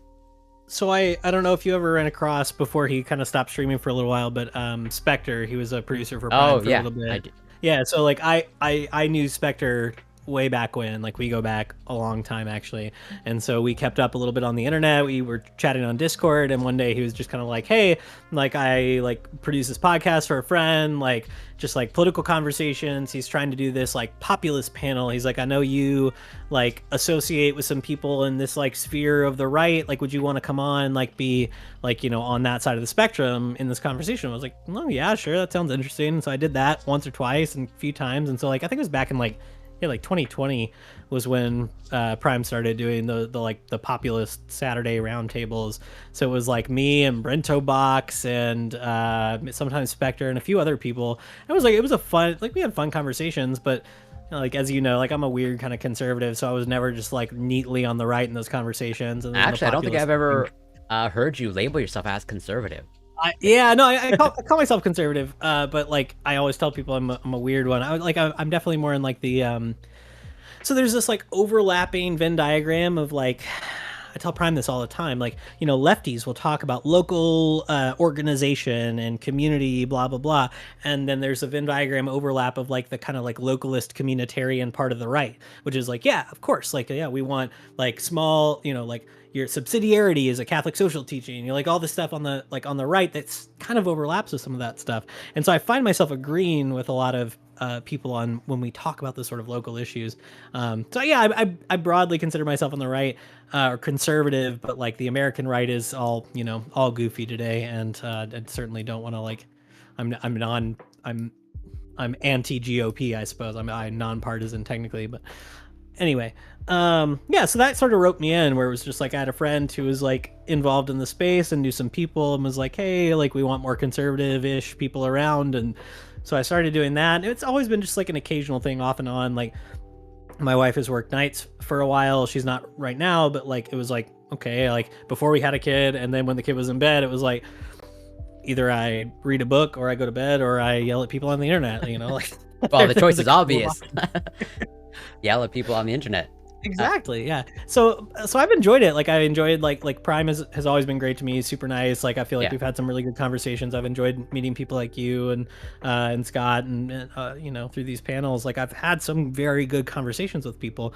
I've just like on the whole, I walk away like annoyed. But like I've had some sort of like shaping experience where like at least I've pushed my ideas in conflict with somebody else, and I like have some refinement of them as a consequence. Yeah, sure, whatever. Iron sharpens iron, so to speak. And so, again, I think this is the first time I ever heard you label yourself as conservative, but it seems like you stand out amongst the conservatives. And I would imagine, I don't know for sure, but I would imagine like as someone who's in academia and the political science discipline, like there's research about conservatives, right? Like how do you like integrate that, or how does that map on to you, or like is that something you take seriously, you don't take seriously?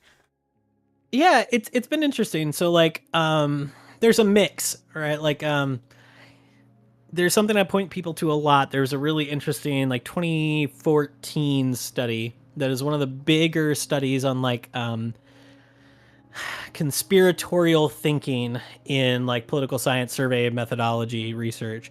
And there's like an intuition that a lot of people have that I think is a fair one, that like conspiracy theory accumulates on the right, particularly in recent years with Q stuff.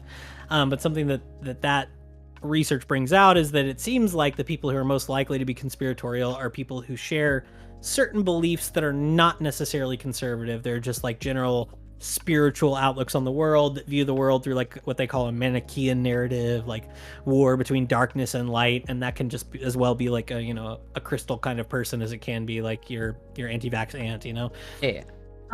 So yeah, I think like there's been some really interesting research since Trump and before Trump on like conservatives and politics, and like to me it's all like enlightening and interesting because a lot of that is just talking about the kind of people that I grew up with and that I know, and I find a lot familiar in it.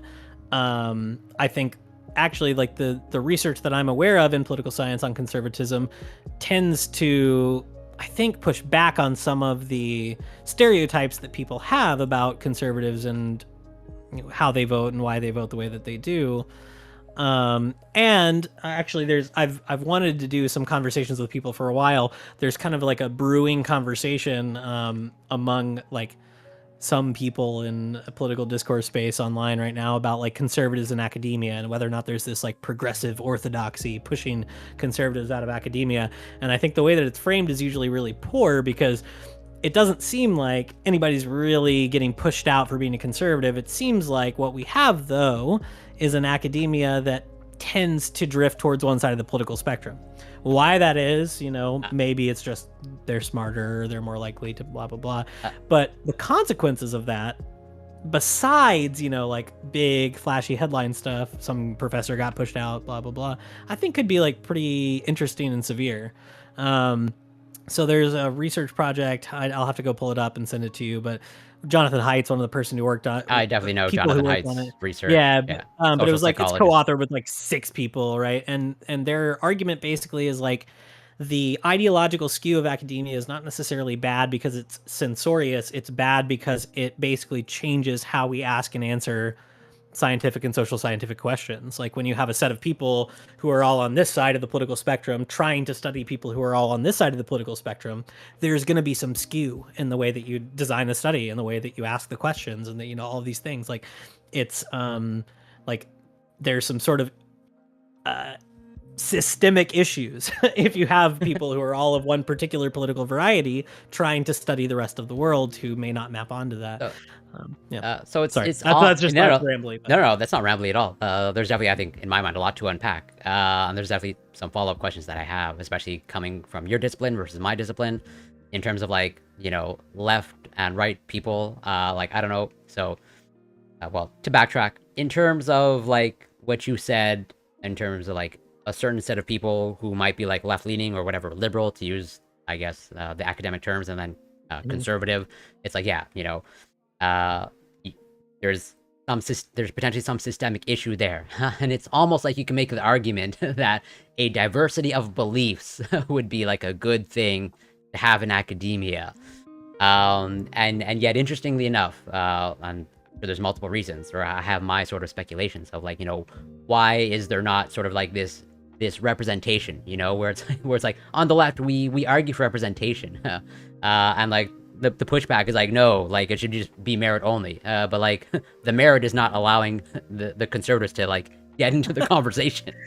Or whether they're being pushed out, and sort of to like lead into my question of like, so for me in my circles, and like this is not just my university, like I've been to like many academic conferences, and like I'm in, I converse and network with scientists like all across the world. Like, no, I've never run across a right-leaning or conservative. I mean, maybe they're just hiding it. Self-identified conservative biochemist. Yeah, they might just be hiding it. It's totally possible that they're just like afraid of the potential pushback. But it seems like, at least in my fields and disciplines, like it's like quite far left, like through and through. And I'm curious, like how much representation there is or not in like your circles or your discipline. So there is some really good research, I think, in the social sciences, particularly on representation. So there have been some more thorough, some other studies, like since like I think there's one in 2019.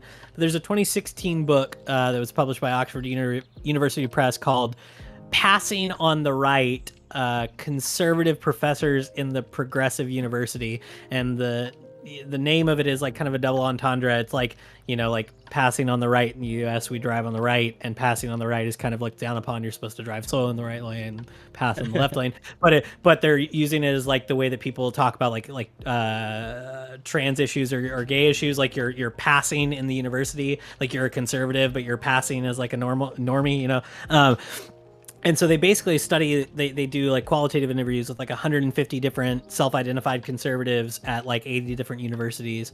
And so some of it seems to be based on those like self-reports, self-censoring. Like there are people who are like, yeah, I don't think my colleagues know I'm conservative, but I self-censor. But there are also studies that like we can look at like voter registration among academics. We can look at voting behavior among academics, and they just tend to skew left. There are some disciplines that like have more right representation than others. So econ and history do better than most for right-leaning people. The econ doesn't surprise me. Yeah, econ doesn't surprise me at all because there's a ton of money and there's several institutes and everything else. But history, and then I don't think it's philosophy. There's another one, but sociology is like the most left-leaning one. Like you have the most professors who like openly identify as Marxist in sociology. Scott brings this up all the time. Like it's true. But for the most part, it seems like there's like a clear left skew. Oh, engineering, I think, is one that's like right-leaning. More, it's not majority right-leaning. It's more right-leaning than other places in academia.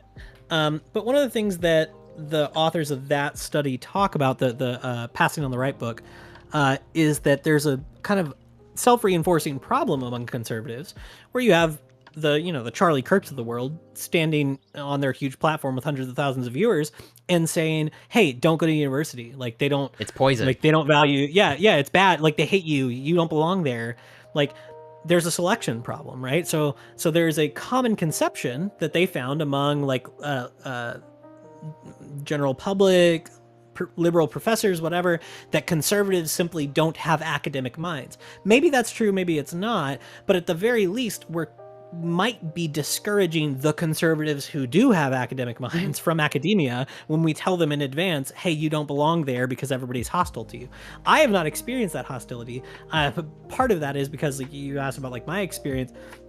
I am like somewhat like unabashedly like a recipient of the, like, you know, dark money part of academia. So like I run in, you know, kind of rightish circles in academia, and I'm a beneficiary of these, like, there's institutes all over the place. Like, so very famous ones in the US, like George Mason has the Mercatus Institute that kind of funds like free market economic research.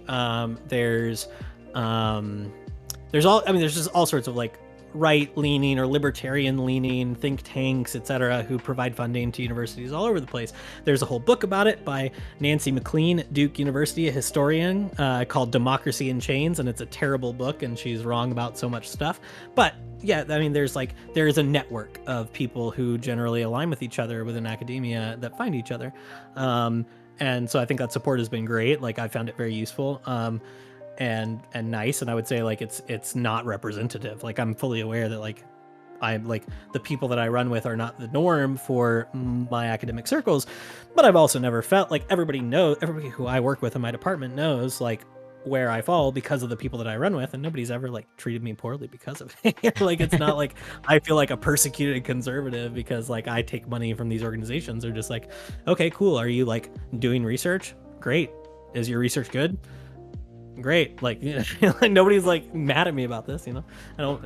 Yeah, well, okay, that's I guess encouraging. Well, yeah, that's encouraging to hear, even though like I'm not conservative. Like, yeah, I don't want I don't necessarily want conservatives to be pushed out, because I do think there's something to be said for like representation and diversity of beliefs or political affiliations.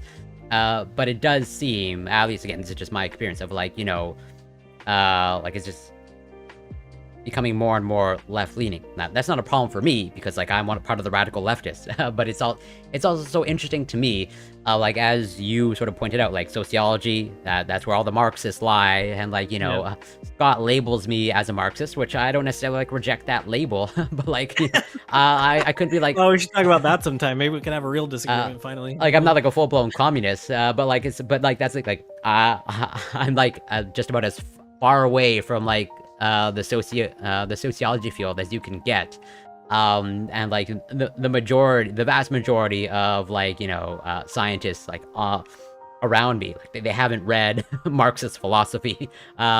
Maybe I've just been, you know, subtly, you know, indoctrinated by the Marxist philosophy, according to Scott. But like I've read Marxist philosophy. It's all in the background. You just don't realize it. Yeah, exactly. It's like, yeah, sure, I've read Marxist philosophy, but that predates like my university formal education. And so it's like it's really hard to like you know, put forth the explanation that like, you know, the academia is becoming left-leaning because of like all of this indoctrination that like seemingly is coming from the sociology field. Because like all my colleagues and all the conferences that I go to that are like whatever, that are they're universities all over the world. I don't think like University of Waterloo and like whatever Oxford, Cambridge, like just like the Marxist philosophy is just like it's trickle down philosophy. It's everywhere. It's everywhere. Well, so one example, this is like purely anecdotal from the book, but from the Passing on the Right book that I think is great, that I bring up to conservatives a lot, is they're like, so people have this idea, actually, so there's this this ridiculous like evangelical movie called God's Not Dead. It stars Kevin Sorbo as an atheist. I remember. Professor. And so he makes all of his students sign this, you know, declaration that God is dead, and one student won't, blah, blah, blah. That's how I think a lot of conservatives think of, you know, liberal universities. I went, you know, for my PhD, I went to a big state school, and I have had people from my past, like, worried about me, like that, oh no, you're going to like a liberal university. Have they like, you know, indoctrinated, you know, that kind of thing. That's how people think of it. But there's this example that the authors of this book pull from, I think it was like Michigan State or Michigan, of a politics class where students were required as an assignment to lobby a state legislator in the university's district against an anti-abortion bill. Like they were like, it wasn't like you have to email a state legislator about a bill. It was like, here's a bill that's on the table that's like an anti-abortion bill, and you have to email your state legislature to say, please oppose this bill. And so there was a student in the class who was pro-life. It was a woman, and she was like, I don't oppose this bill. I'm not gonna do this. And the professor failed her on the assignment, and so she brought it to whatever grievance process they had in the university, and it went through all the steps. And of course, this is like the classic case, right? This feels like a God's not dead kind of thing. And then the university found in her favor, formally apologized, gave her free tuition to their law school, and the professor got a formal reprimand, right? And then this student went on, who she was just like kind of like a normie, middle of the road conservative, and she went on to be like a kind of a public figure, like conservative activist. And so like the exact opposite of what conservatives think would happen happened, right? It's just like they took this normie conservative, they made her an activist, and she got a bunch of money. They propped her up. Yeah, they empowered her, which I think that's a great story. And it's like you sort of rewind what you touched upon earlier, of like, I take your point of like, why is there this seeming like greater polarization, or like why there's less and less conservative representation in academia, and like, for sure, I think what you outlined of like, the Charlie Crooks of the world sort of discouraging it, of like, oh, like it's a cancerous institute, like avoid it at all costs. But there's so this is something that I've tried to understand myself as best I can, and to like dig into the research. There's like some interesting research like showing kind of like the, I guess what you would say, like the liberalizing effect of like education, of like, some not the best experiments, but like there's a little bit of data showing like you take some self-identified conservative, you put them through like a scientific education, and like the views that they tend to come out with at the end they tend to be a little bit more left-leaning. And so it's like, is that indoctrination, or like, what are the mechanisms behind that, right? And I think it's, at least to me, I have my hypothesis, but it's super interesting of like why it's like happening at like maybe an accelerated pace, or like, are conservatives just like, as you said, actively choosing not to go to university, or is like the merit no longer there, or both? I think some of it may be like how we tend to code stuff in those sorts of experiments, right? Like, so this is something they bring up in this book as well, is like they are very dismissive of the idea that the university is like indoctrinating conservative students to be like radical lefties or whatever. And one of the reasons is that basically what we see on both sides is an effect that looks more like the more time you spend in class, the more drawn to the center you are. The more time you spend with your friends, the more drawn to the poles you are, depending on what friend group you're with. So if you are somebody who joins like a very like conservative fraternity, and you barely do your schoolwork, and you hang out in social circles with your conservative fraternity, you're going to be drawn to the pole on the right. If you're somebody who spends very little time in class and you just hang out with your activist anarchist friends, you're going to be drawn to the pole on the left. The students who spend the most time actually engaging in the academic work of the university tend to drift towards the center on these things that we can test for. And so it just seems like, like there's a clear effect. I think what you're describing, I've seen a lot of research on this, that like more education, you're going to not code on these things as far to the right. You're going to drift towards the center or towards the left. And that's because like part of the things that we're looking at are things like, are you espousing a view that the earth is only 6,000 years old? Are you like these are some of the things that are getting flagged in this.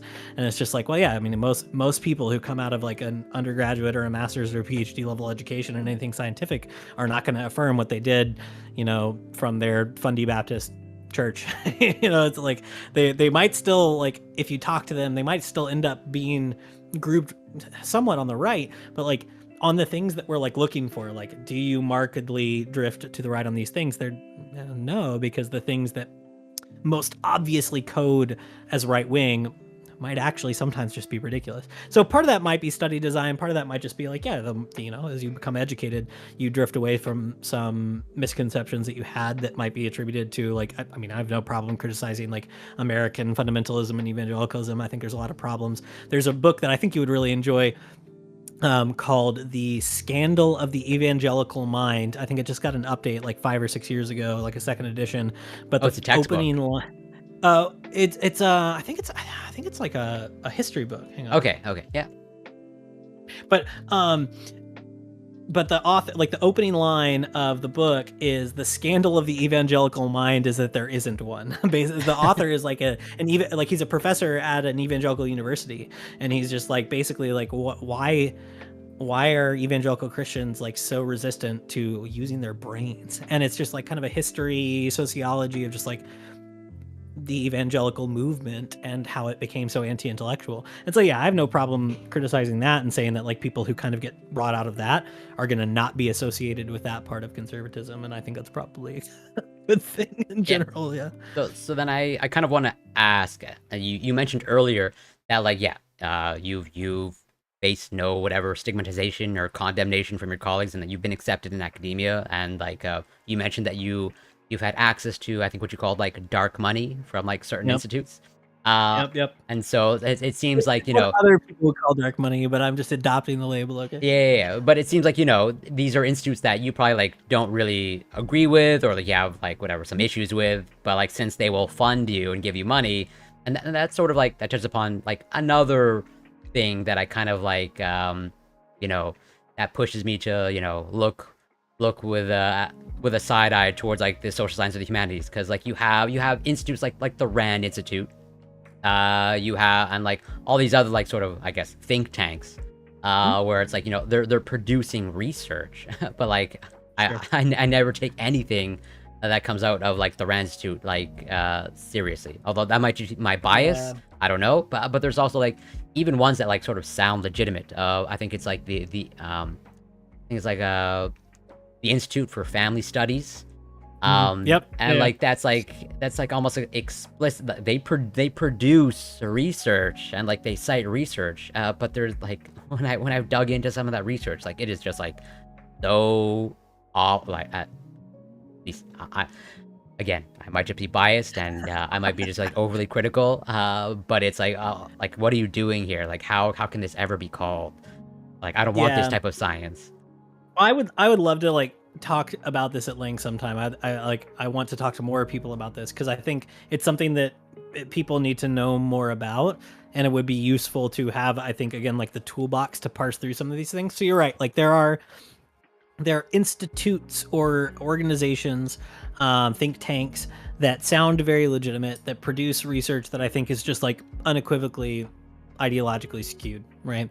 But I think that is something that happens on both sides. So there are think tanks and research institutes, that lean either way, that are going to do basically this. And so what they are, I think, are like, they're organizations that exist to train people for certain forms of research and be technically nonpartisan. They're usually nonprofits. They can soak up donation money, and then produce the kind of research that can be operationalized for policy agendas. But I think on both sides, that sort of thing can be useful, right? Like whatever they're producing can be useful in a way. Like we can, if we're able to dig into it and exercise the kind of critical thinking skills that you can, is like, where are they getting their data from? How are they, what are they looking for? All of these things are really interesting questions. You just kind of have to be aware of that. And then, so there are independent institutes that are just think tanks that have their own money and do their own thing. And then where things start to get really muddy is where you get institutes that are affiliated with universities. And so this is, for example, like again, Mercatus at George Mason. So George Mason University has an econ department that has famously been populated by not necessarily like strict Austrians, but like inheritors of that line of thinking, like free market economists. There's tons of them now. They've had like several Nobel Prize winners in the past, but like winning a Nobel Prize in econ doesn't necessarily mean anybody thinks your econ is good, because it's economics. But so like the Mercatus Institute exists within the fold of George Mason University. It's affiliated with the university, but it's not like a department within the university. It has an amount of independence that makes it separate from the normal machinations of academic life. And they get their own money and all of these other things. They have their own printing arm. And so you have professors at George Mason who are econ professors at George Mason who will print academic books through Mercatus. And so there's like, it's kind of a dual thing here. It's like, this is an academic. They have an academic appointment. They're clear, they're scholars. They're publishing in peer-reviewed things, but they're also publishing books through their own like independent publishing arm. And you kind of, yeah, you got to be more skeptical about that than you would be about, those same professors might get together and publish a book through Cambridge University Press. You might be able to be a little bit more confident about the peer review process through Cambridge University Press than you are through Mercatus's own printing arm, right? And so, yeah, it's just things get really complicated with the way that we do funding because we get money from so many sources in the American university, like even state universities. Like the budget of the university I'm at now, I think it's like 10% or less is like actually state funded, but it's a state school, right? So most of the money comes from tuition, from alumni donations, from outside grants, federal grants, or private money. And so that private money can maybe do some funky things. This is the whole Democracy in Chains book. That's what she thinks. She thinks like there's a whole cabal of billionaires, mostly Koch funded, who are skewing all of our research for decades, and we're going to ruin the world with it. Or it's just a bunch of rich people who need tax write-offs who are giving money to academics who are doing perfectly good research. Like, depends on how you want to view it. Yeah. And then so there's like the Independent Institute, there's the institute that's affiliated with the university, kind of within it, but not the same thing as a department. And then there's like people who are working within like traditional academic departments within their academic appointments.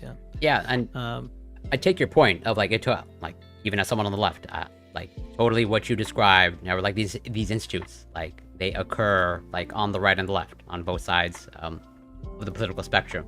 But like this is where it's like, again, one of the reasons why I look down upon, or with shady eyes towards like the social sciences, because like this type of phenomenon, like at least as far as I know, like doesn't happen in like the heart, like the analogy that would have to happen in my field, or like discipline, or like in the hard sciences, is like if I just like start up the institute for like surface plasmon resonance, which is like a technique of like, I just have an agenda. I just want every scientist to use this.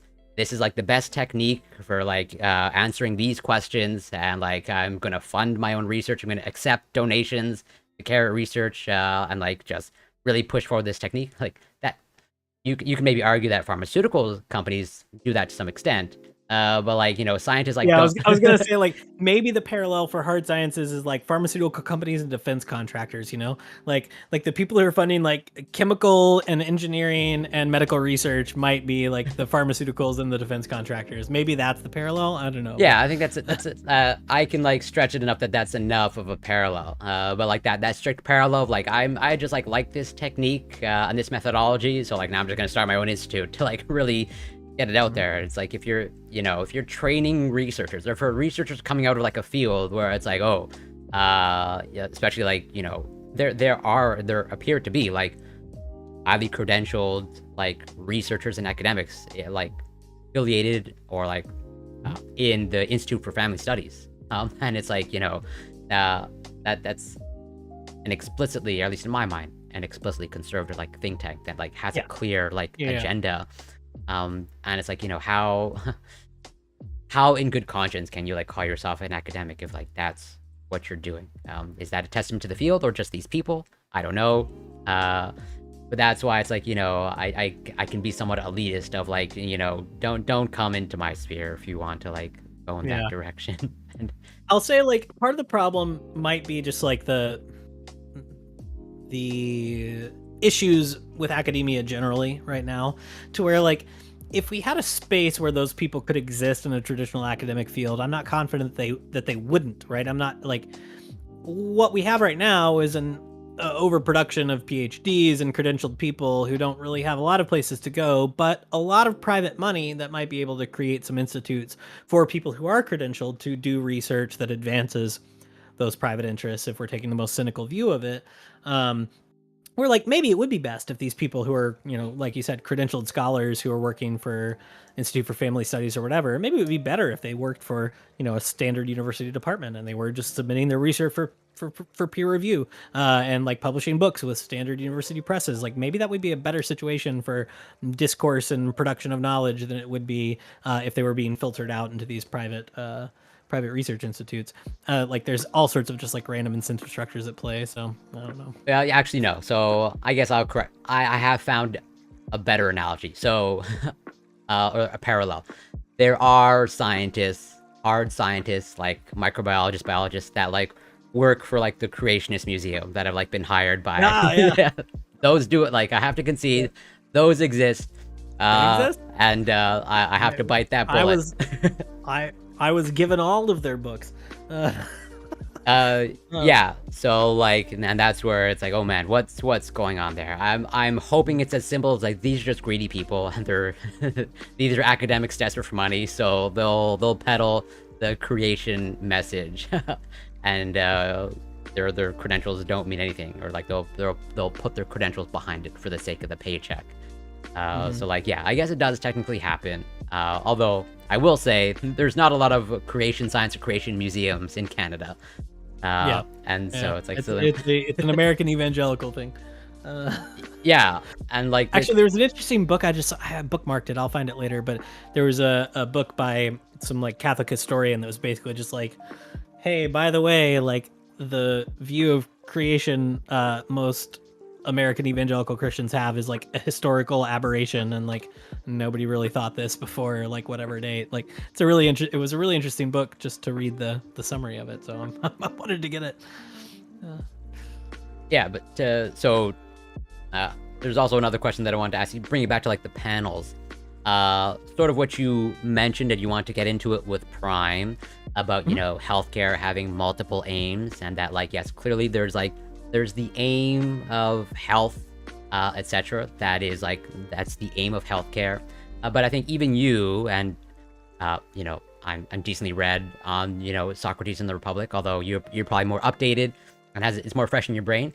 But I think even you like sort of recognize that, like, as Socrates himself, like, yes, there's the mean of like a trade, but it's like it's tied to money making, like for a reason, and that like the money maker is the money maker, and like that's like the guiding principle, and that like you can't, like, I don't know that you can really call yourself a doctor, or like, you know, tying it to money making sort of like dilutes the concept of a doctor, right?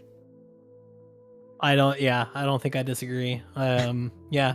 And I think that's the point that I was attempting to make on the panel, sort of like trying to thread that needle of like what Doobie was saying of like, it's just a business, and it's clearly associated with business. But I also take your point that like, yes, the goal and the aim of higher education is, you know, to instill values. There's a certain amount of socialization, knowledge, etc., like, and those are all good things that I agree are for the public good. But this money-making principle, at least to my eye, and you might disagree, like this is taken over, and like it's hard for me, but I'm an outsider.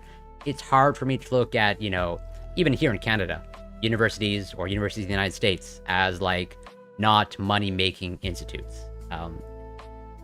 Yeah, so reading recommendation on this, again, speaking of people who are affiliated with justifiably suspect institutions, it's a book by two people. Well, actually, one of them I think still has a technical academic appointment, but who run in those circles. But it's called Cracks in the Ivory Tower. It's by Philip Magnus and Jeremy Brennan. Magnus and Brennan.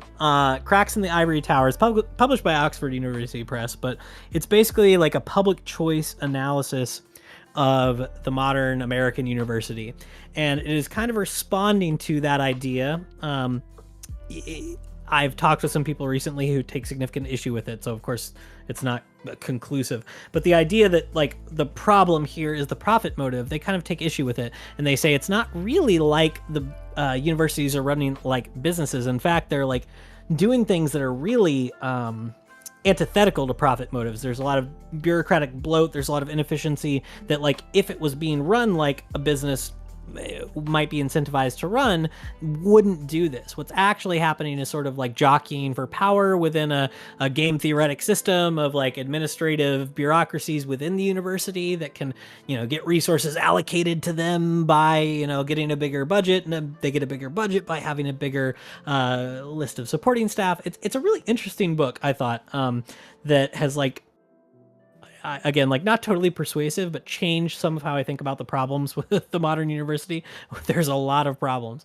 Yeah, but I think I take your point, right? I think I would say I agree that like with medicine, with education, that if it has become tied to business to the point where the primary motive is profit, there's something that has been perverted about it that is detracting from the actual aim of the thing that we should be thinking of as education, or the thing that should be thinking of as medicine. I think that's a completely fair point, and I don't want to go to bat to defend either system that we have currently in America right now.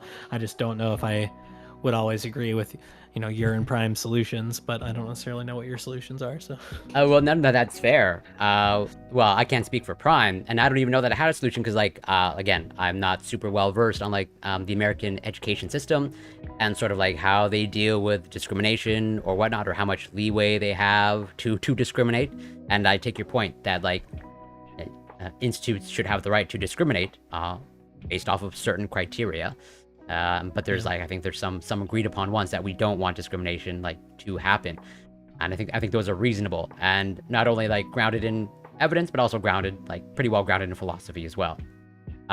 And so it's like, how like country. It seems like based off of like on the panel, you were okay with like this university sort of discriminating in that way, or like the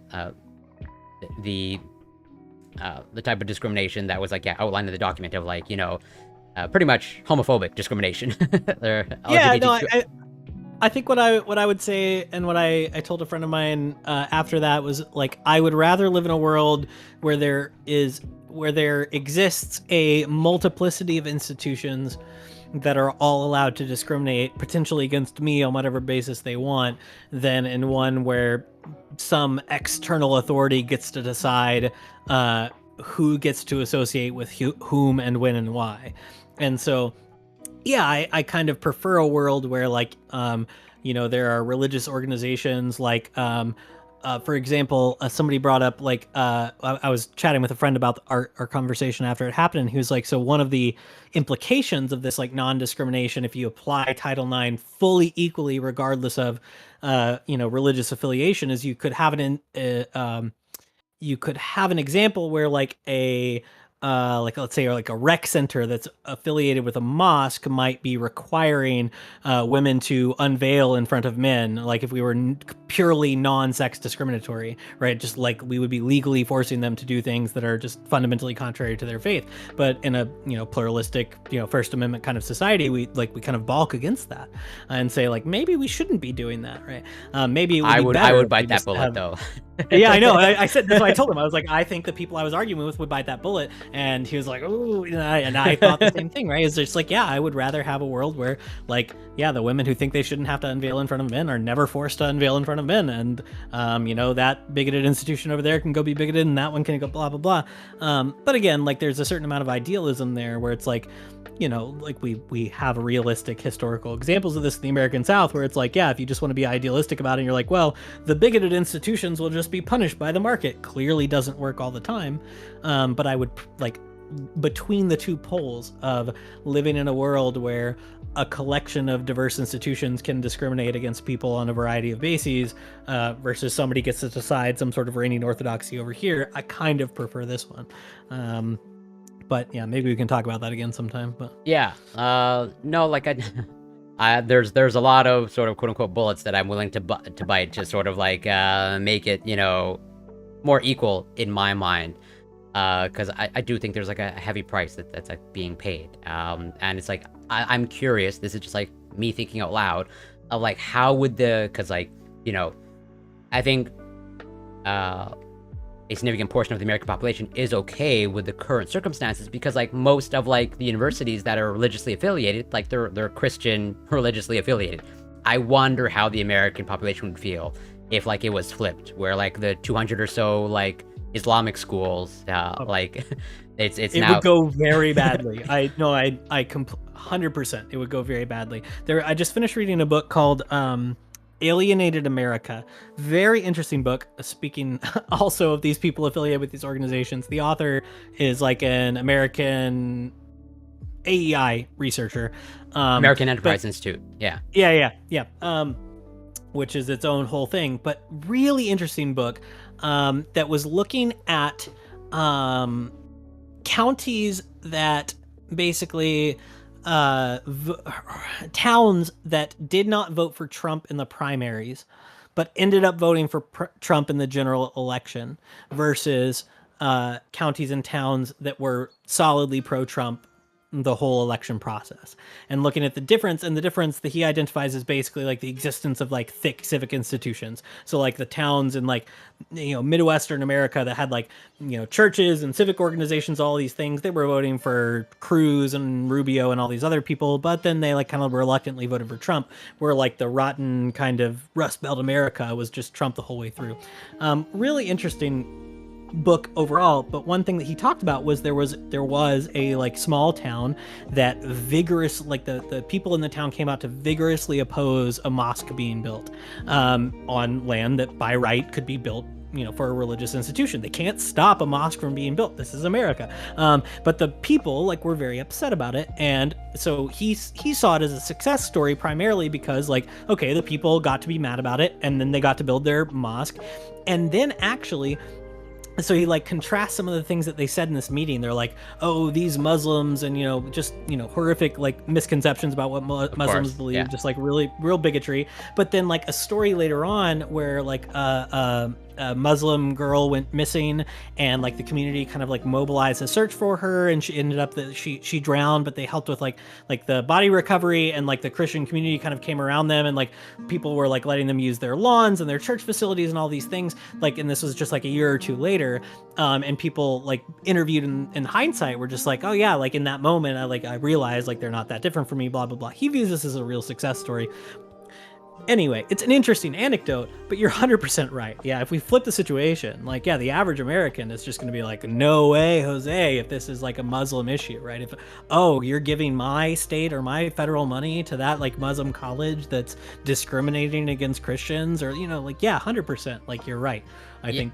And that's why it's like, it's curious to me, because like, well, it's also just curious to me to a larger point of like, you are pretty clearly self-identified as like a religious person, but like a certain brand or flavor of Christian, and so it's like this moderating effect of religion and like its political ramifications. Like, how do you understand? Because like it seems like you push back heavily against like the evangelical Christians, and like this is a very strong voting block or demographic that is almost like pretty much to some extent like they have a lot of political power.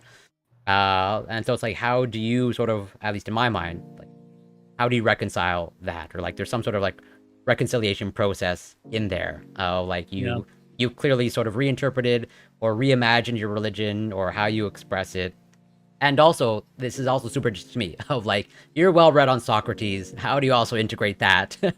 Or potentially reconcile that? Because at least to me, there's some sort of reconciling that has to be occurring there, but it could be wrong. Yeah, so I'll start with the second one. I think that like classically Christians have been attempting to reconcile their beliefs to like Greek philosophy since the beginning. So like early Christians are like predominantly Neoplatonist, like Augustine and all the people who come after him are like really strongly influenced by Plato, even though actually like it seems like Augustine didn't ever actually read Plato. But they're all like really influenced at least by the people who read Plato and passed him on. Aristotle's missing for a long time until the Muslims and the Irishmen recover him in the Middle Ages, and we get Aquinas and everything else. But so I think there's a strong and hefty tradition of Christians finding what they would call like natural revealed truth in the like pagan philosophers. And even actually when you get to like the Protestant Reformation, like the most like hardcore Protestant, like Calvin is like, hey, actually, like when we go and look at the pagans, like they're seeing really good true stuff that like God put here in nature and all that. And so like I don't see necessarily like any fundamental conflict between the things that I find in philosophy and the things that I find in religion. It's just different potential sources of knowledge, I guess, like where philosophy is asking us to use our reason to the best of our ability. Religion might say, yeah, but there's also like other sources of truth that might be like specially revealed in some way. And as far as like the first one goes, I would say, yeah, like I grew up in East Tennessee, so very like deep red part of the country in a lot of ways, but a very weird part of the country in a lot of ways historically. And you know, from a particular like fundamentalist religious background, where I would say like I love the people I grew up with, and I feel like they had their hearts in the right place, but just like had a lot of I would call it, I don't know, like misconceptions, or like, I think really like on a historical scale, I would say just like aberrations of belief, where it's just like we were convinced we were just, you know, the one true whatever, and we had it all right. And if you get any sort of perspective at all, you realize how like unique we were and how like different we were from everybody else who's ever lived, especially the rest of like Christianity. And so the book I recommended earlier, like The Scandal of the Evangelical Mind, it's somebody, this guy Mark Knoll has like a very good grasp of historical Christianity. He's like, how do we get from a world where like some of the foremost academics and scholars in the world are Christians, like we're even to the point of like the Enlightenment and the Renaissance, when we're talking about people like, you know, Francis Bacon and all these people who are just like avowed Christians, right? How do we get from that to, you know, Pastor Joe's Independent Fundamental Baptist Church down the road? Like, how do we get there? It's a really interesting book in that way. But just like, yeah, getting to a point. There's another book that my U.S. history professor, I went to a very religious undergrad institution as well, but my U.S. history professor was like also of this persuasion. He made us read this book by a very solidly Christian historian. He teaches at Hillsdale College, but it's a book called That Old Time Religion in Modern America by D.G. Hart. And basically it's just like, hey, what we think of as Christianity in America is like a historical creation of like the late 19th and early 20th centuries. Like it's like all like teetotaling and political movements and all these things get bound up into what we think of as Christianity, and it's not. It's a historical aberration. It's not the essence of what our faith is or should be for you know, him as a historian, and him as a, like, I think as a Christian person who thinks very differently. So yeah, I don't know. There's a lot. That's a huge topic, but we could. Yeah, I'd love to talk about it more. That's totally fair. And so, well, yeah. So, like, based off of what you just outlined, if I understand it correctly, like, it seems like, you know, you pretty much have put like religion or religious claims like in like it's the metaphysical claims. And so it's like not under the purview of like empiricism. At least that's what I sort of largely understood. Yeah, well, I would say like I think that like I don't think I would be Christian if I didn't think that Christianity made some like historical and empirical claims, but I think that like, yeah, it is largely like it is grand like metaphysical claims about the nature of reality.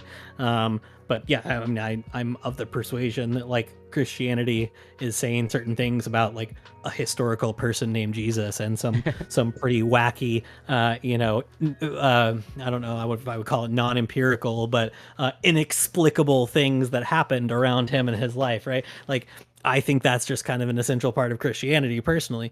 So I wouldn't say that it's like,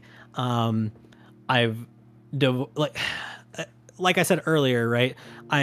With panel discussions, and I would say like with my faith in general, I would expect that if I'm right, there would be like some marker of that in reality. I don't know if I could necessarily persuade everyone, but like if I'm right about some things that I think, I would expect that there would be evidence of it. And if there was conclusive evidence to the contrary, I'd have to do some serious rethinking. Yeah. Okay. Yeah. Fair enough. And so then to like bring it back, how do you want me, or how, like, you know, given your first impression of me, how do you want me, or how would you like how I engage on panels? Like, what do you think I should change? Like, should I, Nick, no longer cite studies? I want you to agree with me all the time. And I think I would say like I don't want to prescribe any changes to you, because as we've conversed about this, right, I feel like everything that I like caught or assumed in the way that you had phrased things before is now understandable to me.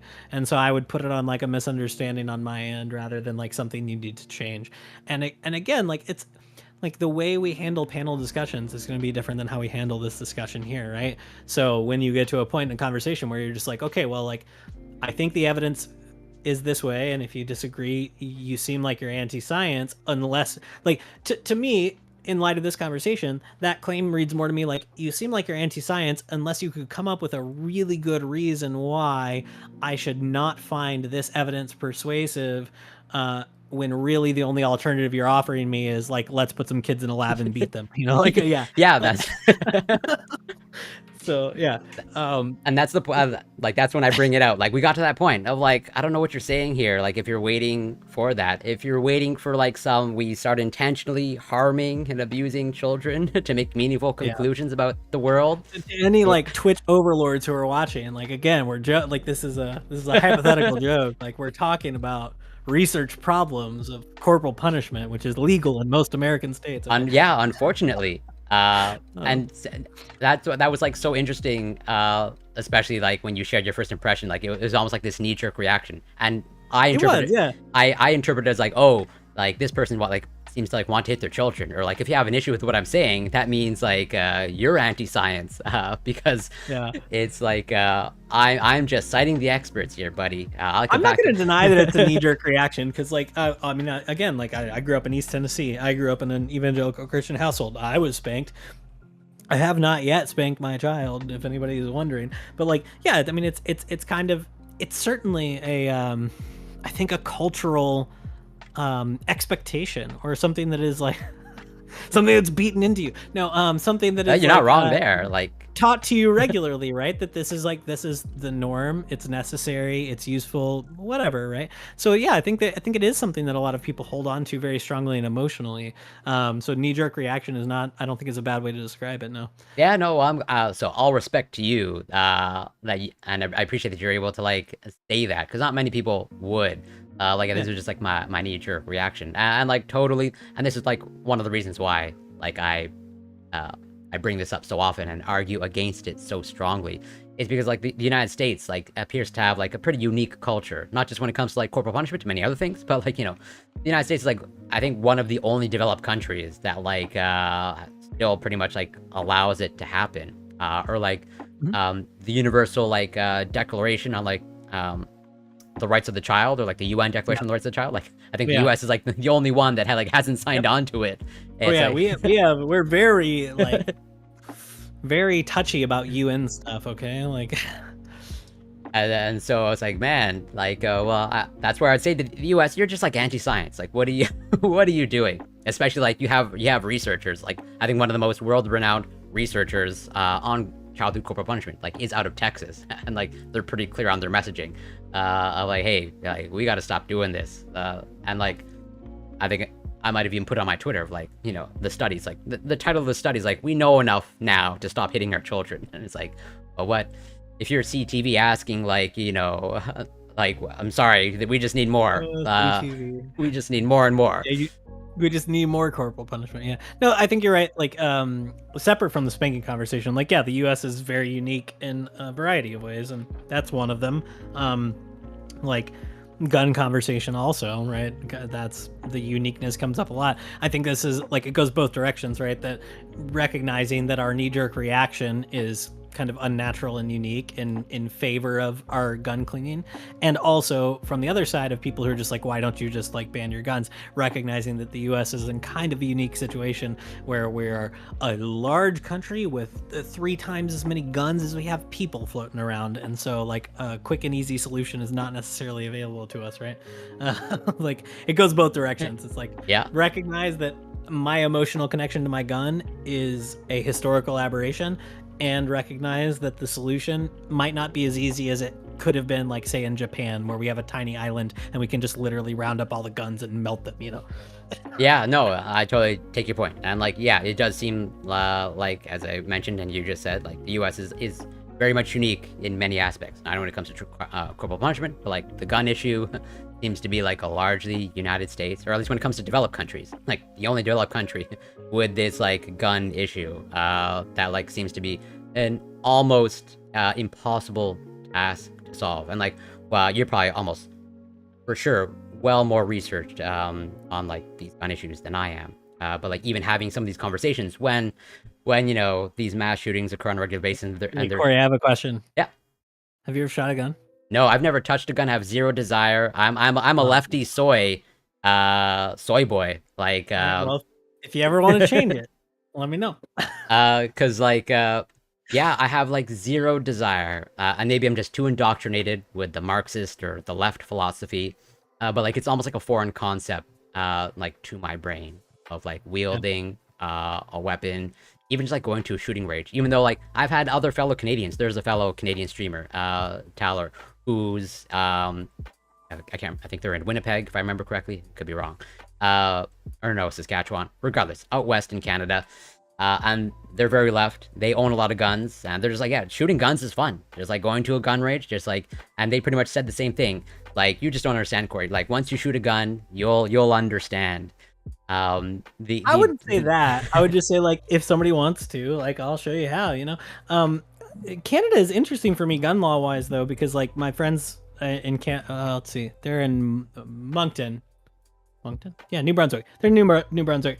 And as far as I understand, like when you have the permit that lets you have the limited types of rifles that you're allowed to have in Canada, like you can just order a gun on the internet and they deliver it to your house.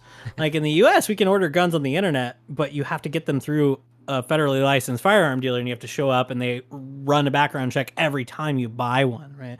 But it sounds, from what I understand, maybe this has changed, but from what I understood from my friends who do have guns in Canada, it was like once you've gone through the process of certification, which is probably more rigorous than what we have, I hope so. you're Actually. certified. Yeah, you're certified, and you can just have one, and you can order it, and you put in your thing that shows that you're certified, and it's like they check, and yeah, you are, and you just get your gun. But I mean, but again, like obviously, like y'all have way more regulations, safe storage laws. Oh my goodness. Speaking of like gun laws that have the most like evidence backing them, like waiting periods for handguns in the United States and safe storage laws just seem to save lives because yeah, they just seem to save lives. It's just, I feel like that would be the most common sense thing that everybody should be able to get behind, but it's such a politically coded issue that Yeah, and the question that I tend to ask when it comes to some of these discussions, like where your stance or leanings lie, it's like, like I'm not going to characterize your position as pro-gun, but it seems like you're okay with guns and like some sort of reasonable regulation is what you want. But just like out of curiosity, in terms of like the direction that you want the country to go, for example, if there was like a button that like pretty much like a Thanos snap type of button, like you can just eliminate all guns in the United States instantaneously overnight, would you push that button? 100%. Yeah, I would. Like I mentioned earlier, right? Like I have this like deep seated belief that technology doesn't make us do things, but it incentivizes certain actions, and I think that's true of guns as well. So we've created in the past 100 years like far more efficient weapons of war that are in the hands of civilians than I think most civilians have ever possessed. And I can't but think that has incentivized certain behaviors and ways of thinking that I just don't like. And so like putting aside all of the normal like anti-tyranny kind of discussion is just like, yeah, if I could just like take that away and make that not normal, I probably would. It's just like such a pipe dream. Yeah, well, exactly. That's where it's like, me again as an outsider, of like I recognize there's clearly a problem with the gun in the United States. And like as far as I can tell, the solution is not like more guns. At least based off of like what I've seen of the research that I've seen. I'm not an expert, but I've dug in pretty heavily. And it doesn't seem like, it's just like more and more guns, and like the trajectory should just be like more and more guns. And like, yes, to push that button, that would be great, but it seems like it's impossible to like get to that point of no guns, right? Like there's the hurdle, and it's like built into obviously like your culture, your constitution, and so like that you can't even like move in that direction even if you wanted to. But like if that button ever existed, that would be great. It seems like there are things that we could do that are currently constitutionally allowable. Safe storage laws and waiting periods, I think count according as far as I understand current precedent and what states are allowed to do. I think like passing like, so one of the reasons that like waiting periods work so well for reducing gun violence is because the over 50% of gun violence in the United States is self-inflicted handgun, and most of that is impulsive, and of that, I don't know if it's most, but a significant portion of it is somebody who did not have a gun before who goes and procures one to do something impulsive with it to themselves. And so like having a waiting period in that, statistical circumstance means that for a lot of people, you're not going to have immediate access to the thing you want to use to hurt yourself in that moment, which means there's a cooling off period, which means like you're less likely to actually do it.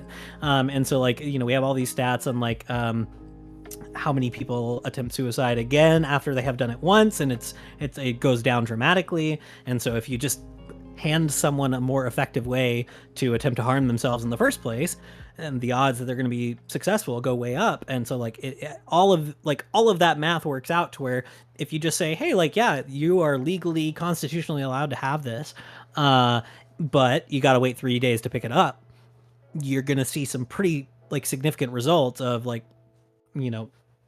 driving down gun violence because of how big of a proportion the self-harm number is. Same thing with self-storage laws. It's impulsive. So if you are legally required to, and you generally follow the law, to have it in some sort of safe that requires some sort of like real conscious effort to get it out from, like that seems to have some effect on people harming themselves.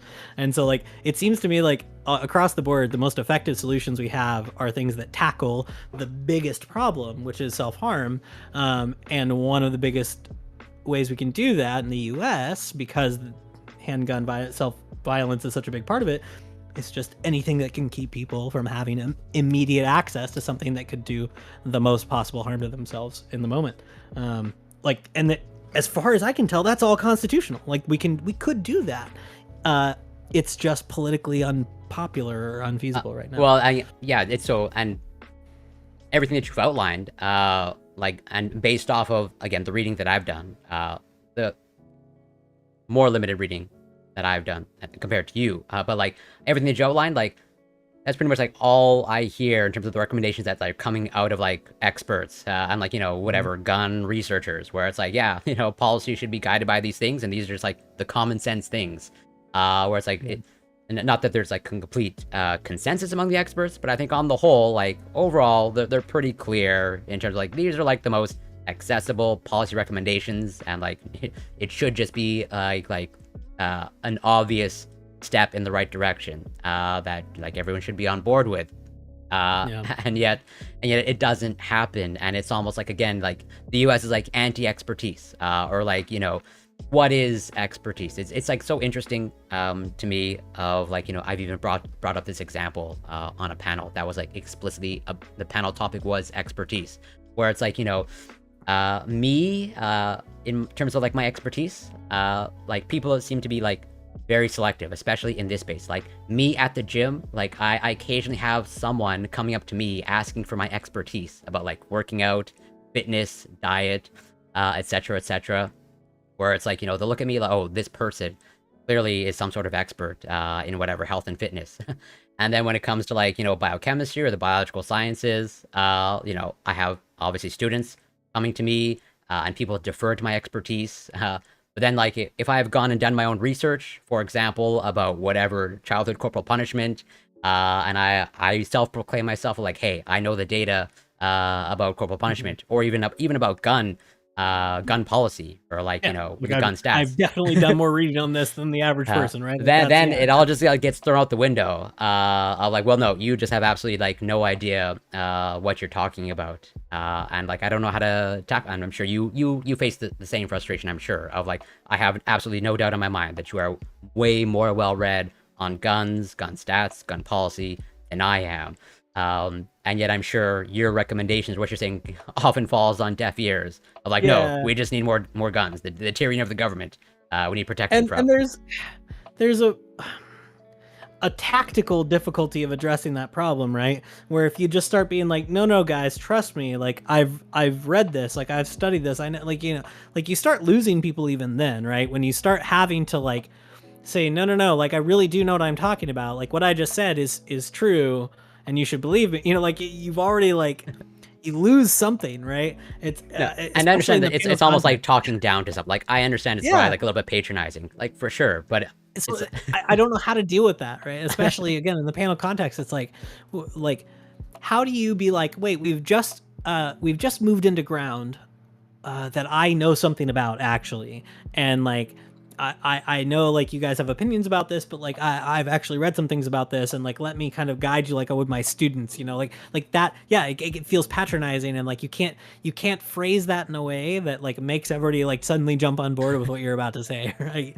You might just seem like a a pretentious dick, you know.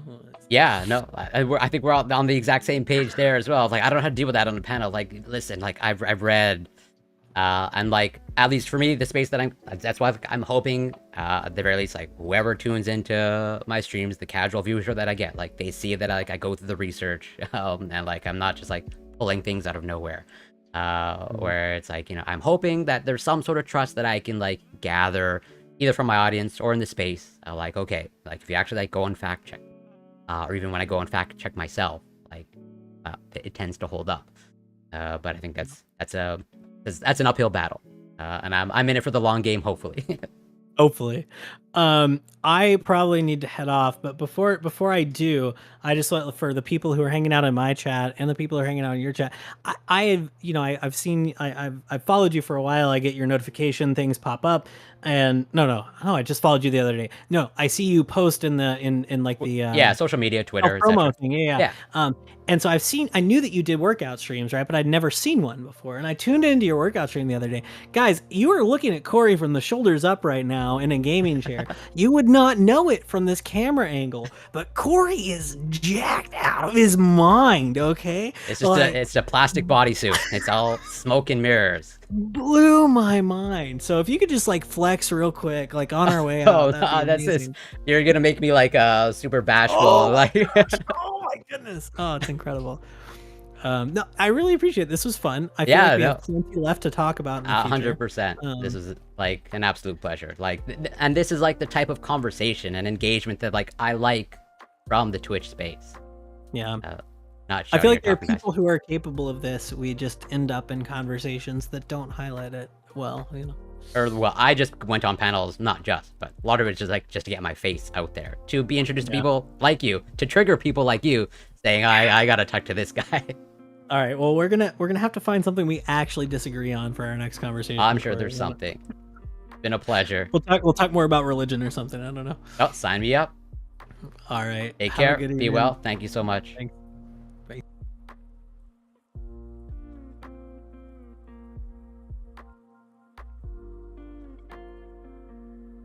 Well, that was great.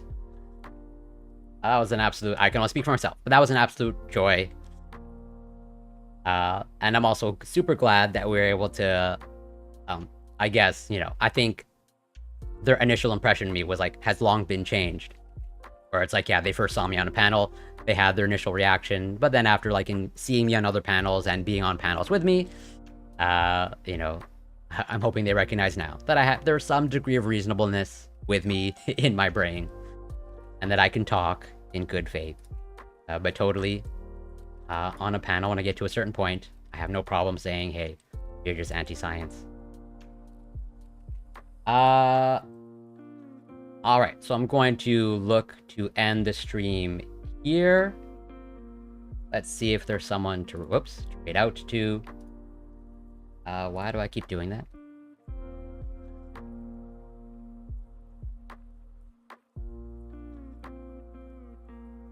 Let's see, who to raid out to.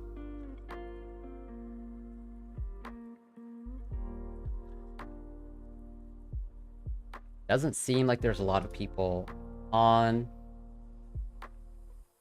Actually, no, we can raid out to Squidideer. I'm gonna set that up. Alright, so this is a somewhat shorter stream, at least in comparison to like yesterday's stream, which I think was like 4.5 hours. And this was like, ending on a high note, where like I started before stream being on a panel, or weaseling myself onto a Wix panel, and trying to clarify some, what I would say, misinformation. And then, like, yeah, just a great conversation with another fellow streamer, fellow academic, but in the social sciences, which is totally legit and valid. So I want to thank everyone that passed by. Dumbald, always a pleasure. Avenging Pineapple, always entertaining. Towler, thank you so much for the raid. Moon, thank you so much for passing by. Bob Marley, thank you for the follow. And ComSciCom, thank you for the follow. Jenny Burns, much appreciated. And I'm gonna set up the raid to Squididier. I should be streaming next. Maybe tomorrow. If not, on Sunday. Almost certainly Sunday. And I'm hoping to do more workout streams in the future. And yeah, we're gonna raid out into Squididier. And so give them a follow. They're a based lefty streamer. And until next time, take care and be well.